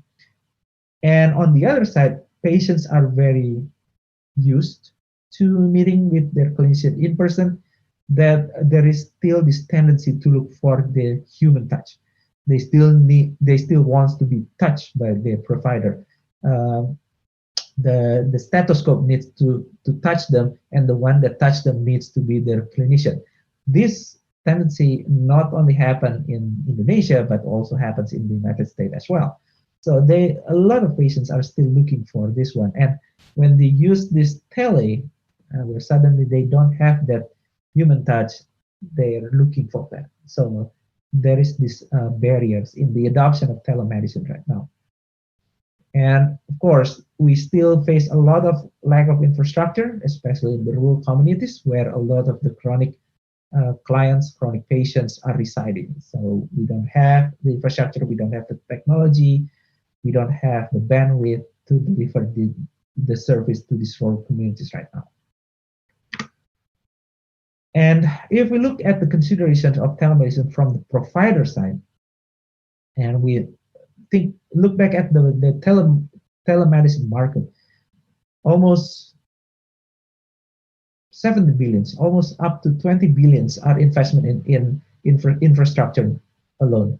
So it reflects the costly investment in telecommunication infrastructure, in the technology that is needed to deliver telemedicine right now, while the return of investment is so low. So if I'm a provider, this is going to be one of the considerations that I will have in my mind. How much that I have to spend? How much would I gain back from spending this investment? Will I even get that that investment back by providing the service? So this becomes a challenge and a barriers in adoptions to telemedicine. And of course, if we want to integrate it, there is a challenge in adjusting my own workflow. How can I train my clinicians? How can I train my nurses so that they can use telemedicine appropriately? This is also a challenge. And also, there is always this fear of malpractice and liability. What if somebody suddenly says, "Hey, you are not providing the care properly to the telemedicine because you're not diagnosing me correctly?" So there is also this fear of malpractice that somebody will come up and sue the healthcare providers because of telemedicine. So, and because of that, there is a need of insurance to cover this, and that adds costs to the telemedicine service themselves. So these are some of the considerations that providers have in adopting telemedicine in their service. If we look at the patient's perspective, we have access to technology. Right? Maybe the people does not have a good technology, a good information and communication infrastructure to be able to use telemedicine. They probably don't have a smartphone, they don't have a computer, or they don't have access to the internet at their home. So the access to the technology is still a barrier. And then there is also a fear that maybe I will have a lower quality of care if I use the telemedicine, because I only get to talk with my provider and not really being quote unquote diagnosed using the human touch. So there is also a fear of that I'm not getting a quality of care that I expected compared to a face-to-face service. So those are the barriers of adoptions from the perspective of the patient. And there is also this risk, a potential trade-off that is being introduced by the use of telemedicine. So the change of expansion in healthcare network within some insured may instead limit access. This probably is not is difficult to understand outside of the United States, but to give an idea of what this looks like in the United States is that if I am a part of an insurance company, then the service, the healthcare service that I can access will depend on the coverage of that insurance company. So for example, if I have only a small insurance company that only have a telemedicine access for regular visit. If I have a cold, for example, I can have a consultation with my provider. Then I only will have that as an option that will be covered by my insurance company. Outside of that, then I will not have access that is covered, meaning that I will have to pay out of the pocket if I want to have telemedicine access outside of what my insurance company provides. Okay, so that's the situation in the past. Now, with the relaxation of the insurance company paying for the services, I can probably start to get my out-of-pocket expenditure covered by the insurance company, even when I'm accessing services outside of my of my coverage, my insurance company's coverage. So again, before I can only access the service being provided with my insurance company. I need to pay outside of my insurance company. And then there is this relaxation, meaning that everything right now is being covered. But now I also mentioned that a lot of the healthcare network starts to expand for other services within that insurance coverage as well, which means that it's great for some people that now instead of only a single service, they probably have multiple services. They have options right now within their network. But what if one of their service that they usually use out of pocket that is right now being reimbursed using that increased policy coverage now is part of that healthcare network, then I cannot use my old provider anymore. I need to use the provider within my insurance company coverage, because now the insurance company have that service within their network. Now, it seems like it's a great idea, but in some situations, especially when we're talking about individuals with disability, sometimes some service provided, the one that's outside of the network, they provide a service that's comprehensive for the person's condition. So if the person have a need for wheelchair coverage with a very specific condition, and they are usually using this provider that already meet their need, and now that their original network starts to expand it and include a service similar to that service that they're using right now, they'll be forced to use the new service instead. And this new service probably is not as comprehensive as the service that they used before. So this situation for some individuals may instead limit access to the service that they already have before outside of the coverage of the network, but being covered by the policy of reimbursement. Now they need to use the service within the network that probably won't give as comprehensive care as what they have before. So this is a challenge that being introduced by the expansion of the network that is intended to provide a more comprehensive service, but in some cases it actually instead limit the access to the service. So this is a potential trade-off from that expansion, from that rapid expansion. If the coverage just think about adding and adding without really understanding what their patients, what their members actually need. And then the second one is this expansion of coverage in telemedicine may result in increasing health spending. We usually call this the honeymoon period, where people are excited. Oh, now I have telemedicine. Oh, I have an app now. I am going to consume all the healthcare service that I can have through this platform instead, because hey, it's free now. So there is this increase of health spending because I have it right now. So this is what we usually call the honeymoon period, where everything is exciting. Let's just use it. Let's just do it. Everything is happy, and because of that, there is this expansion of the use of the infrastructure. And there is this fear that now patients will use telehealth in addition to in-person care rather than as a substitute. So they still go to the in-person, but they also use telemedicine. So there is this fear of that overspending actually in the healthcare because of telemedicine. So we don't know at this point whether this is the case or not, because if we were talking about the honeymoon period, usually it expands, but then it will go down to a level that's stable very low compared to that honeymoon period. So at the stage, people will understand, oh, this is when I use telemedicine. This is when I go to the in-person.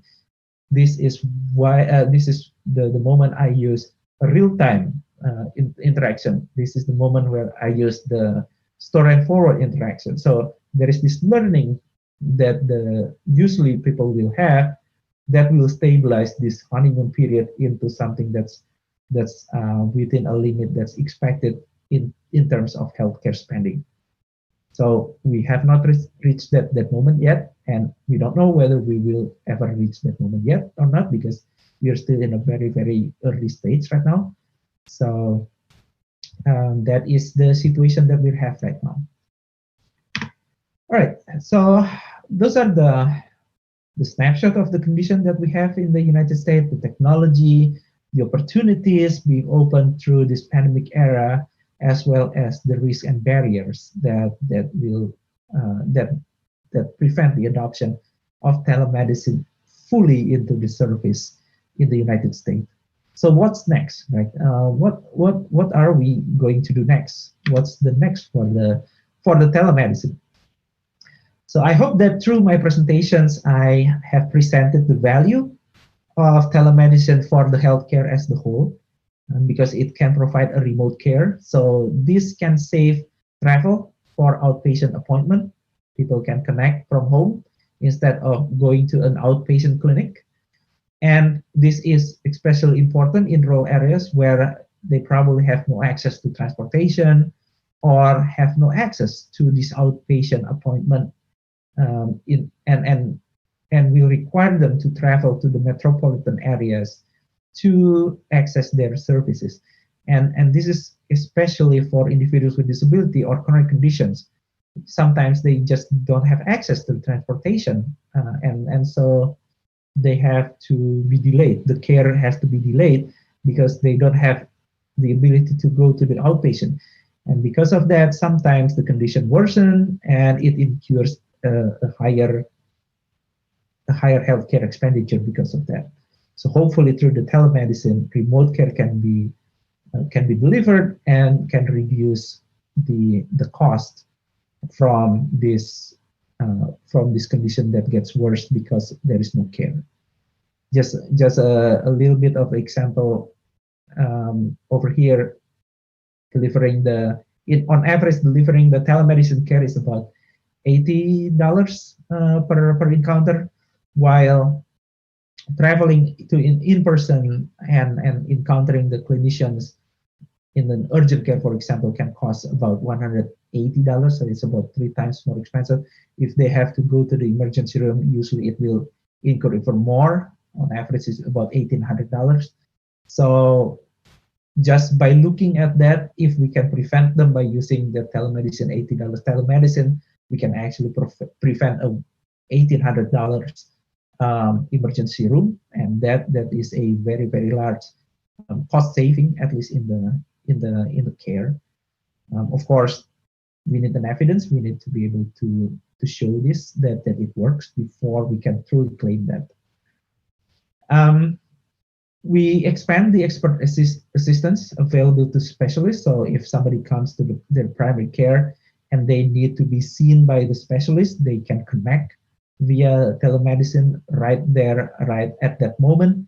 And being able to render this expert assistance is always a great way to reduce cost, mainly because then reference can be reduced and the appropriate care can be delivered in time. There is also a patient convenience. From some of the survey that we conducted in terms of telemedicine and the use of telemedicine, at least they found it convenience because it reduced the time.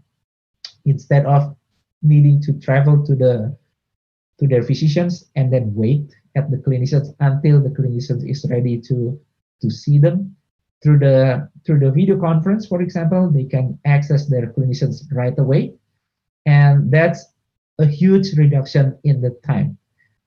Even if they still need to meet with the clinician in person, Usually the wait time in the clinic can be reduced through the use of the app, so they don't have to wait at the clinic. They can just use the notifications from their app and then go straight away with no wait time at all, or reduce wait time instead of waiting at the clinic. So one of one of our clients mentioned that, well, instead of spending the entire morning to wait at the clinic from 8 o'clock until 12, where I will meet with the physician for 10 minutes. Now I can just use this telemedicine, and I can meet with the clinician 10 minutes on my phone, or I just I just need to come there 20 minutes before the waiting time, and I can meet with the clinicians within that moment of time instead of spending the entire morning. So it starts to show patient convenience, and a lot of the clients are happy because of that.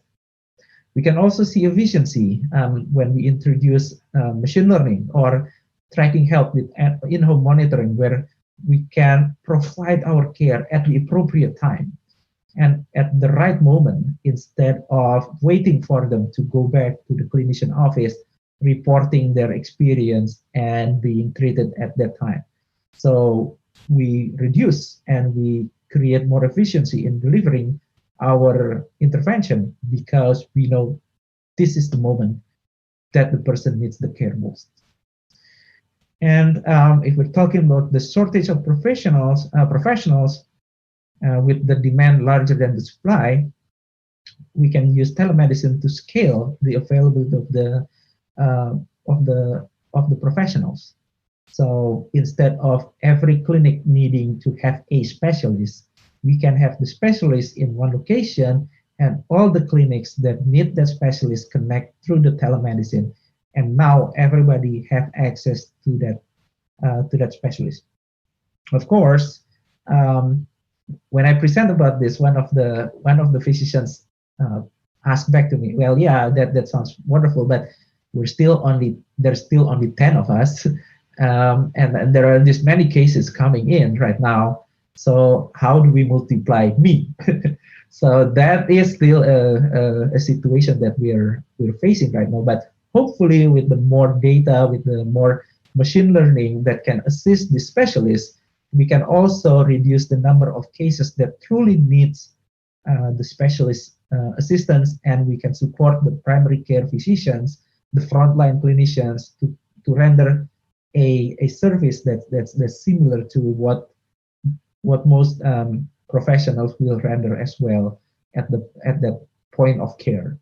And there is also the possibility, for example, because the primary care physicians connect through the telemedicine and connect to the specialists all the time, they also will have the knowledge to be able to render some kind of an early intervention without the need of the specialist in the future. So imagine that this is similar to a mentorship, and we actually see this a lot in the rehab area where we conducted our research.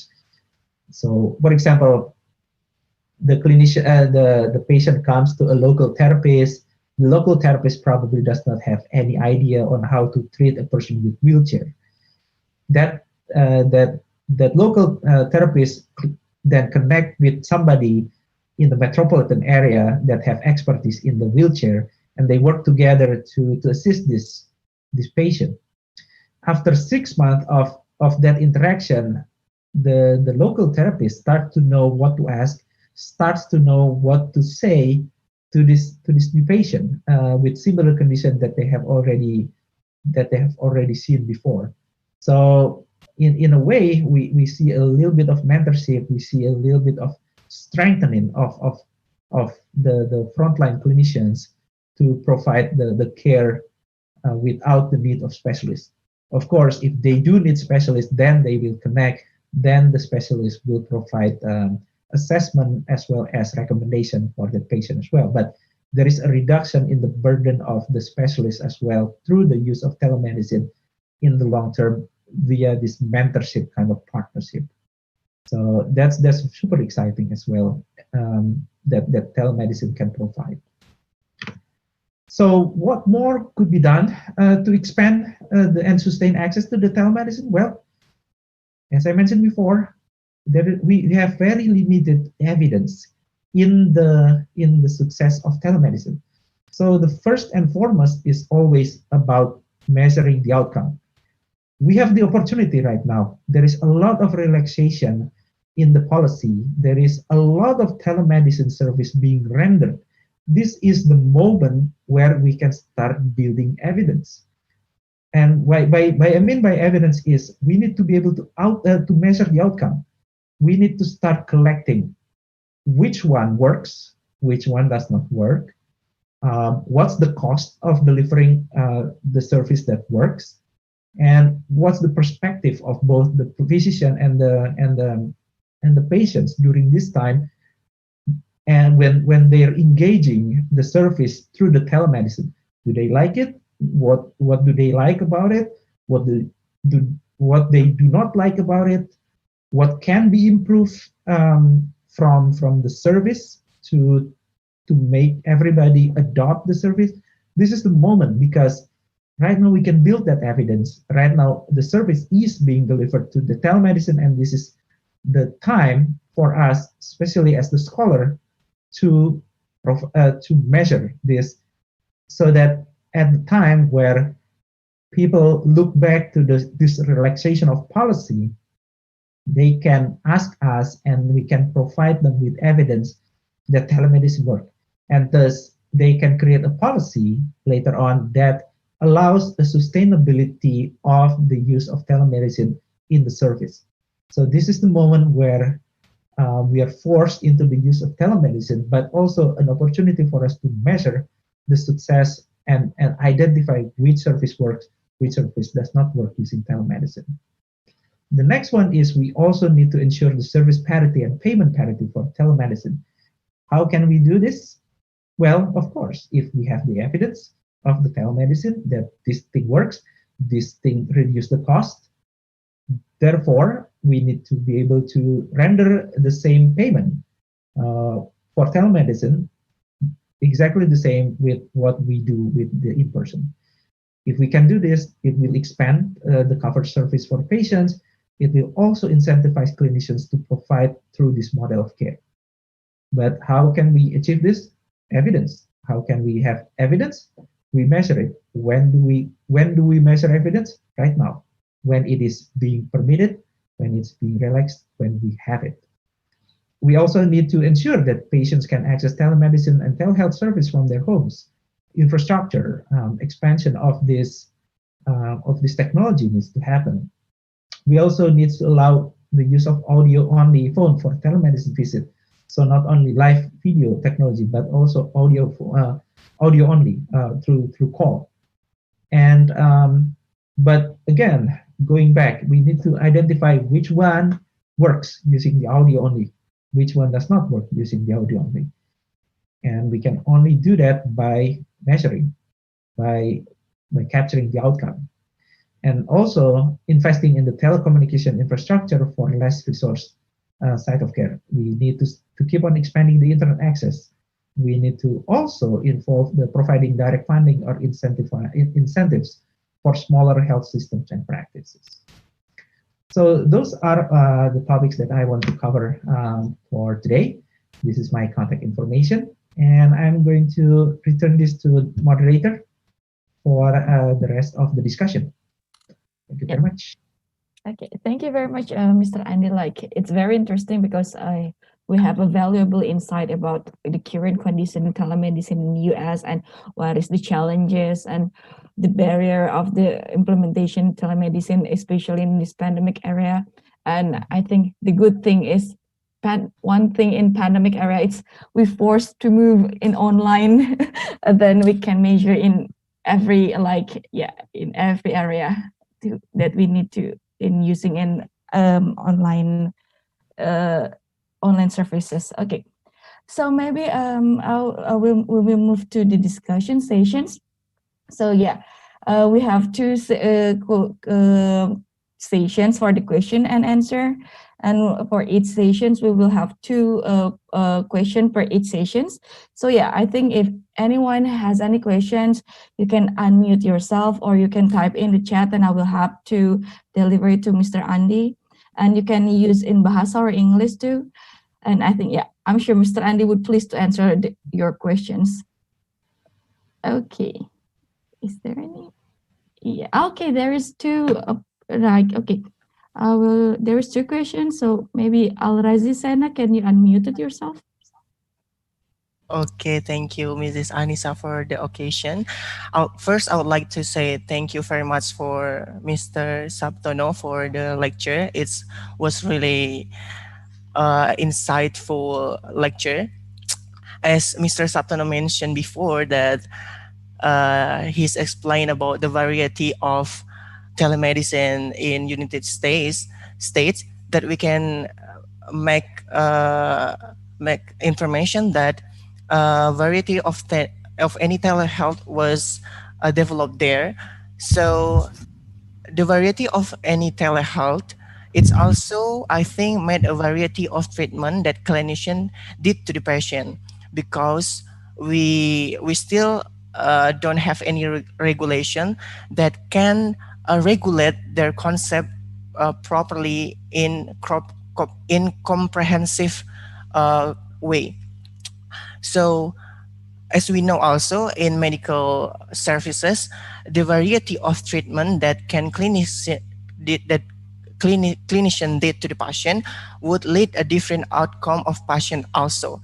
And my question is how the government or provider can make sure their services stay up on the standard, probably on national or international health services standard, and what the indicator was they used. Okay, maybe Mr. Andi, you can answer directly. Yeah, it's easy for us. All right. Well, thank you so much for the questions, Al-Razi. Yes, it is as you said. Right now, if I'm not mistaken, the question is about best practice, right? If I am a clinician and I want to deliver my service via in person, I know exactly what I need to do. I've been trained for that one, and there is also a best practice protocol how to do this, so that I can meet the gold standard. I can deliver the service, and I know that it will work. Now, transferring this to tele, of course, we introduce a new platform. We introduce a new way of doing things. What's the best practice that I should follow, right? So this is a great example. This is a great question, and this is exactly the topic that right now we have the opportunity to investigate. So especially as a scholars, researcher, investigator in this field, for many years, we are very limited, we're very restricted in our way to identify best practice. For example, especially in rehab, I'm sure that Annisa, our moderator, also face this issue all the time. There's not many individuals with disability. So if I want to develop a best practice for somebody that use wheelchair, what should I do? I only meet 10% or 20%. I cannot really create a policy that says, oh yeah, 25 or 50% of population will benefit if this happens. So there's always that challenge, especially in telemedicine. It's very similar. I only have 2.4% or 3% of the population using the telemedicine. So for the longest period of time, we don't have that. We don't have, we only have a very limited amount of evidence that says, oh, if I do this, that it works. Or, so for example, if like the telestroke example that we have, if the person have a stroke, then a neurologist have to give an assessment within an hour so that a TPA can be administered to unblock the blood vessel, therefore helping the person survive and recover from the stroke. Converting it to tele means that in tele, I will need a platform that allows the neurologist to see the person and to give a judgment whether the person can be given a TPA within an hour. So there is a translation of that, right? And the translation also needs, so before I can see a person, I can touch the person, I can feel the person, I can look at the eyes, I can do this, I can do that. Now, translating into telemedicine means that we need a new protocol, a new best practice. Right now, I can only see the person. Right now, I need to depend on the other person on the other side to detect, to catch their biomarkers. So how can I do that? Well, research have shown some ideas that can be tied together to create that best practice. And then research, because telestroke has been around for a while, we know that there is a translation between the best practice in person to a telemedicine. And this is the pattern that we can explore further during this time, and to create more best practice for more cases as well, more domain as well. So this is the time that we can truly create that. Once we have that best practice, we can translate it into regulation, into policy, to really create a gold standard for telemedicine. Okay. I hope that answered your question. Okay, thank you, Mr. Saptono, for the answer.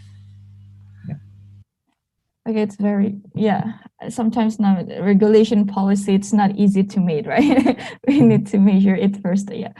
Okay, maybe we can continue for the second question. So maybe Nerissa, ada Andrania, can unmute it yourself. Okay, thank you, the moderator. I want to ask about one case that if there's a patient that lives alone, and let's say that he is in the emergency condition such as a heart attack or convulsions, are these telehealth technology that he used, like wearable, could call 911 automatically? Okay, thank you. Okay, Oh, yeah, that is a very great question, Bu Nerissa. Right now, it is both yes and no. So if I wear a wearable that allows it to detect, so in the United States, a lot of these are controlled not by the government, but by the individual themselves, because the way that a lot of the service right now are a lot of individuals in the United States are very protective of their own privacy. Okay, so this is very different with Indonesia, where privacy concepts are way more relaxed. So, for example, if I have an Apple Watch, and the Apple Watch are capable, right now at least it is capable to detect an irregular rhythm of the heart, for example.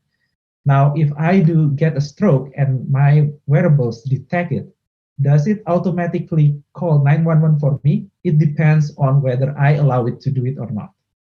For some individuals, they are fine with, yes, I realize that when I have that kind of situation, I won't be able to contact my provider, so I give my permission for allowing this system to connect and call the appropriate healthcare provider to render assistance for me.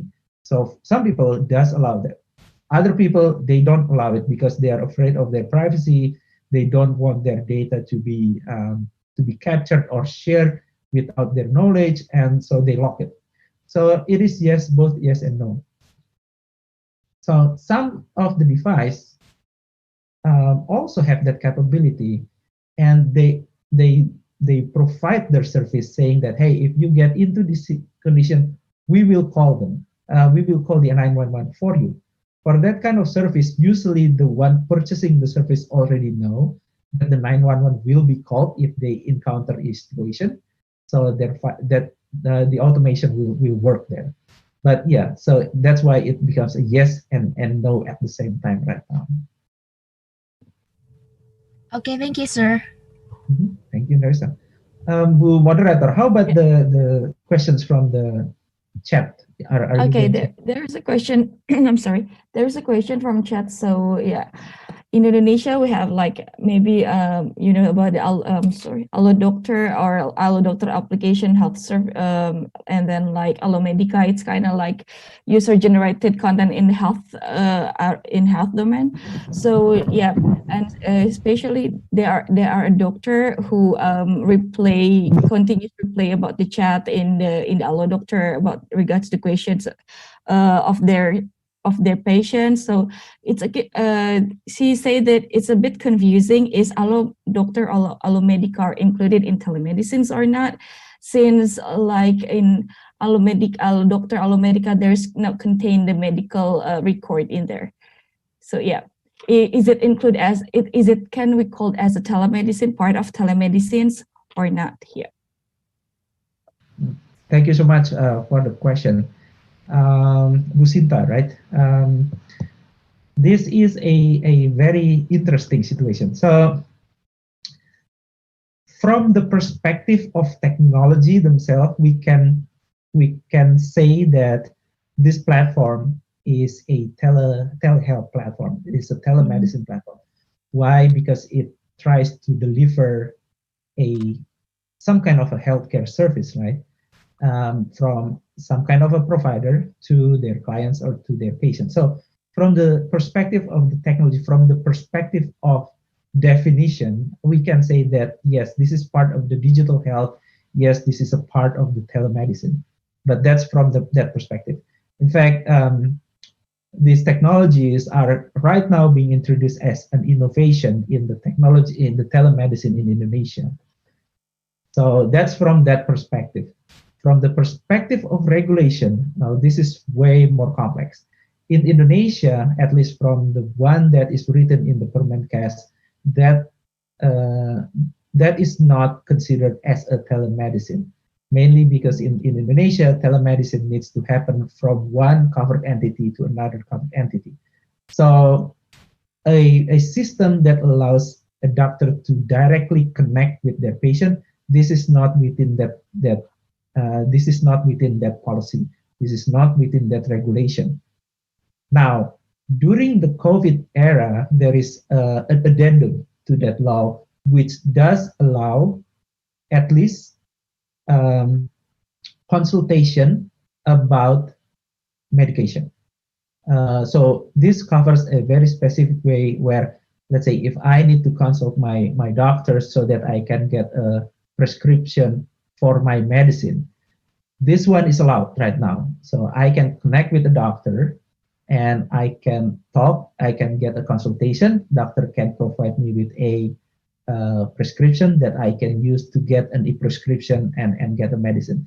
I believe this one is covered in that addendum right now, but it is only for during the COVID era, so the pandemic era. This is not an addendum to that original law that says that it is from a covered entity to another covered entity. Now, that's the situation. Now, the situation that you're describing about that it is not they allow this chat to be viewed, that is definitely an issue in terms of privacy and security of patient data. What I'm concerned right now is that there is this anecdote from a long time ago, not only in healthcare, that if a service is free, then you are the product. So if I use a free service, I am usually the product of that service, meaning that in the end, in the back end, it is my data that's being collected, it is my data that's being aggregated, it is my data that's going to be used as a product for that company. So if we think about this and combine it with the healthcare, we need to be careful with this as well when we use our product. Mainly because we need to consider about this.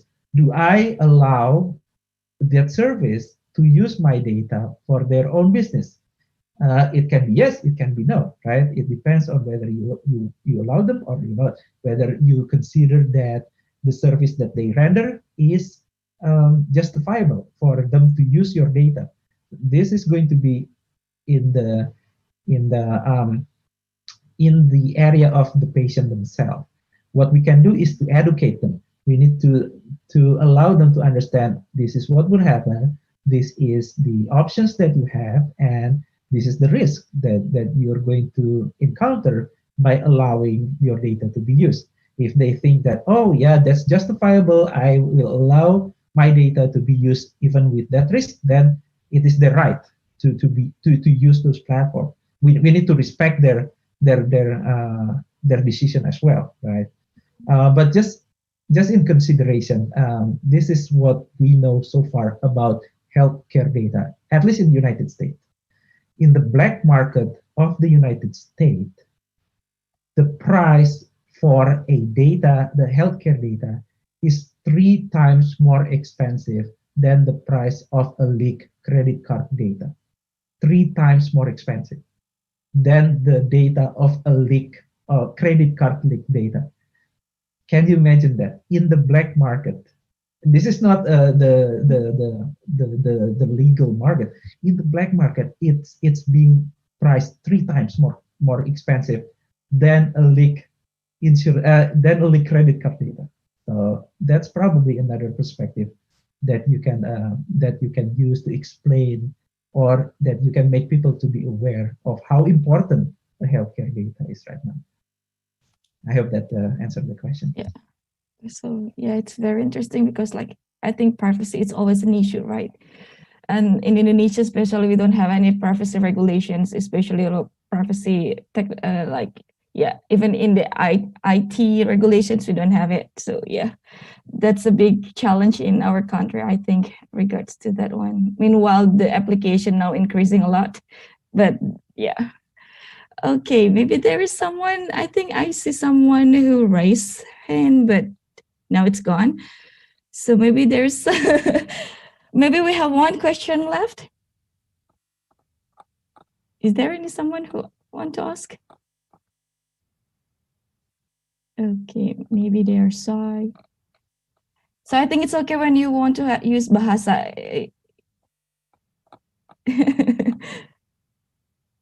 That is fine as well. Yeah. So you don't need to be afraid to asking in English, I think, yeah. Okay, so maybe while we're waiting for one question, so I'm wondering about the homeless people. So is it they are having opportunity to use the telemedicine or something like the one in America? A lot of that population are covered by Medicare. Medicare is the federal level insurance. So this is the one that's available for low-income individuals. So now that telemedicine is being relaxed, they do have access to the telemedicine service right now. But what we're afraid of is that this is only available during the pandemic era. There are a lot of situations where these people falls under the crack. That's so imagine that this is a net, and they basically fall through the net because none of the policy applies for them. So this is a really bad situation. For example, imagine that if somebody have a low income but they don't live in the rural area, in the old policy, telemedicine does not apply for them because telemedicine in the Medicare is specifically only for people in rural areas. So if you're in metropolitan areas but you have a low income, then suddenly it does not apply to you. So okay. Yeah. Oh yeah, even in the pandemic, these conditions too. Yeah, then they need to pay out of pocket, but they have a low income, so where do they have the money to pay for them out of pocket, right? So right. Is a real issue. Okay, so yeah, not everybody can receive the same. Yeah, it's always like this one. Yeah, in every country, I think. But if we can show the evidence that it works and it is beneficial and we're able to, so for example, one of our product, the I'm Here, we measure it and we work together with the insurance company, our insurance company, to show how much money that we can actually save per patient. And we're able to show that we are able to save a patient about $27,000 per year by using a digital health intervention. And that's preventing them from going to the ER, ICU, and all the hospitalization because they have a better quality of life. They can take care of themselves. And so suddenly now, every patient that use that are less expensive to take care compared to the patient that does not use that. Meaning that, hey, if I invest in this, I can save a lot of money. So those are the things that we need to gather during this time and show that, hey, now we are able to make Indonesian life easier, healthier. Everybody have better health, everybody have better quality of life, and we can save more money, and people can work. People can be more productive, right? Yeah. Because they don't have to go to hospital. Yeah. And it's great for the society. So this is the time where we can measure that. Yeah, it's a time to show that online services it's good as well as the traditional services, right? Yeah, it's very interesting. I think maybe I can take a look at. Okay, no one who wants to. Okay, is there anyone who wants to ask the questions? Okay, I think maybe if there is no one, so we can. I think because we are now nearly to the end of this session, so I think okay, we can close the Q&A sessions. And if there is someone or anybody want to ask about the telemedicine and for, so you can contact. Is it possible to contact you directly, right, Mr. Andi? Yeah, sure. Yeah, just send Okay. me an email. Yeah, if you have like any good you want to know more about the telemedicine things, you can contact Mr. Andi directly. Okay, so maybe before we close it, I would like to summarize the lecture from Mr. Andi. So I would just want to point out that telemedicine is a very powerful for makes healthcare accessible, cost-effective in delivery and health services, and the most important thing, and it can enhance the patient engagement. So we have a better life, not only for the patient with the illness, but we are now who are feeling healthy. We can use it as early prevention to maintain our self, to have a better life conditions, and we can have a better long life, I hope. So yeah, and maybe once again, thank you very much, Mr. Andi, because you are very enlightening us about the opportunity and challenges telemedicine implementation, especially in the US, and we hope that we can implement it in Indonesia someday, not nearly in the future. So yeah, may I thank you very much for the participants because you're for joining the 2-day sessions for a guest lecture, and yeah, I think we can give you back the event to the presenter. And thank you very much. Have a nice weekend and have a nice day. Help healthy for you guys. Thank you. Assalamualaikum warahmatullahi wabarakatuh. Waalaikumsalam warahmatullahi wabarakatuh. Thank you for our moderator, Mrs. Annisa, Maulida, Ningtyas, S.Kom, and M.H. that was guide our amazing discussion today. And I would like to say thank you very much also for our speaker, Mr. Andi Saptono, Ph.D., Health Information Management Department, School of Health and Rehabilitation Science from University of Pittsburgh, that was give us insightful and thoughtfulness lecture today. Before we end our guest lecture today, I would like to say sorry for unanswered question because sometimes we don't have a lot of time to answer a lot of question, and so I would like to say sorry. And before we end this international guest lecture, I would like to announce some important announcement that for all participants can access the material course from bit.ly/international guest lecture 1, and about the certificate will be sent from to all participants on several days after this webinar end. We hope you get some valuable knowledge, and we do hope that you always stay healthy and stay happy. And thank you for participating on international guest lecture today, and hope to see you again on the next international guest lecture. See you later, and Assalamualaikum warahmatullahi wabarakatuh.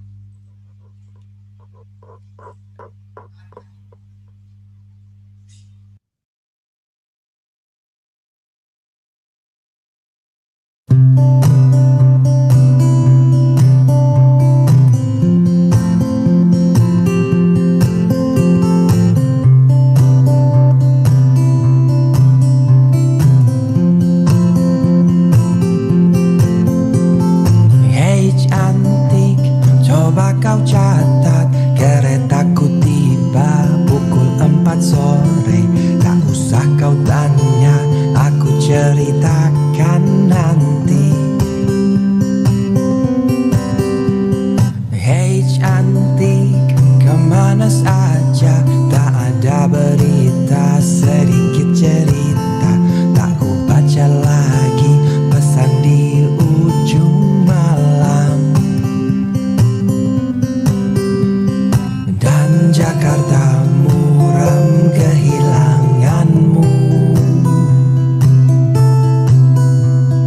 Terang lampu kota tak lagi sama. Sudah saatnya kau tengok puing yang tertinggal. Sampai kapan akan selalu berlari? Hingga kini masih selalu nanti terbawa lagi langkahku ke sana. Mantra apa entah yang istimewa, ku percaya selalu ada sesuatu di Jogja. Dengar lagu lama ini katanya, izinkan aku pulang ke kotamu.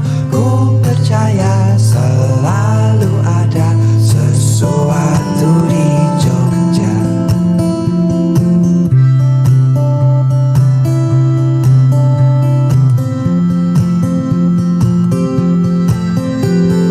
Hey cantik, bawa aku jalan kaki saja menyusuri kota. Ceritakan semua ceritamu padaku. Ya Jakarta, diam kehilanganmu. Bau wangi hujan tak lagi sama. Sudah saatnya kau jemput musik yang tertinggal. Sampai kapan aku kan bernyanyi sendiri?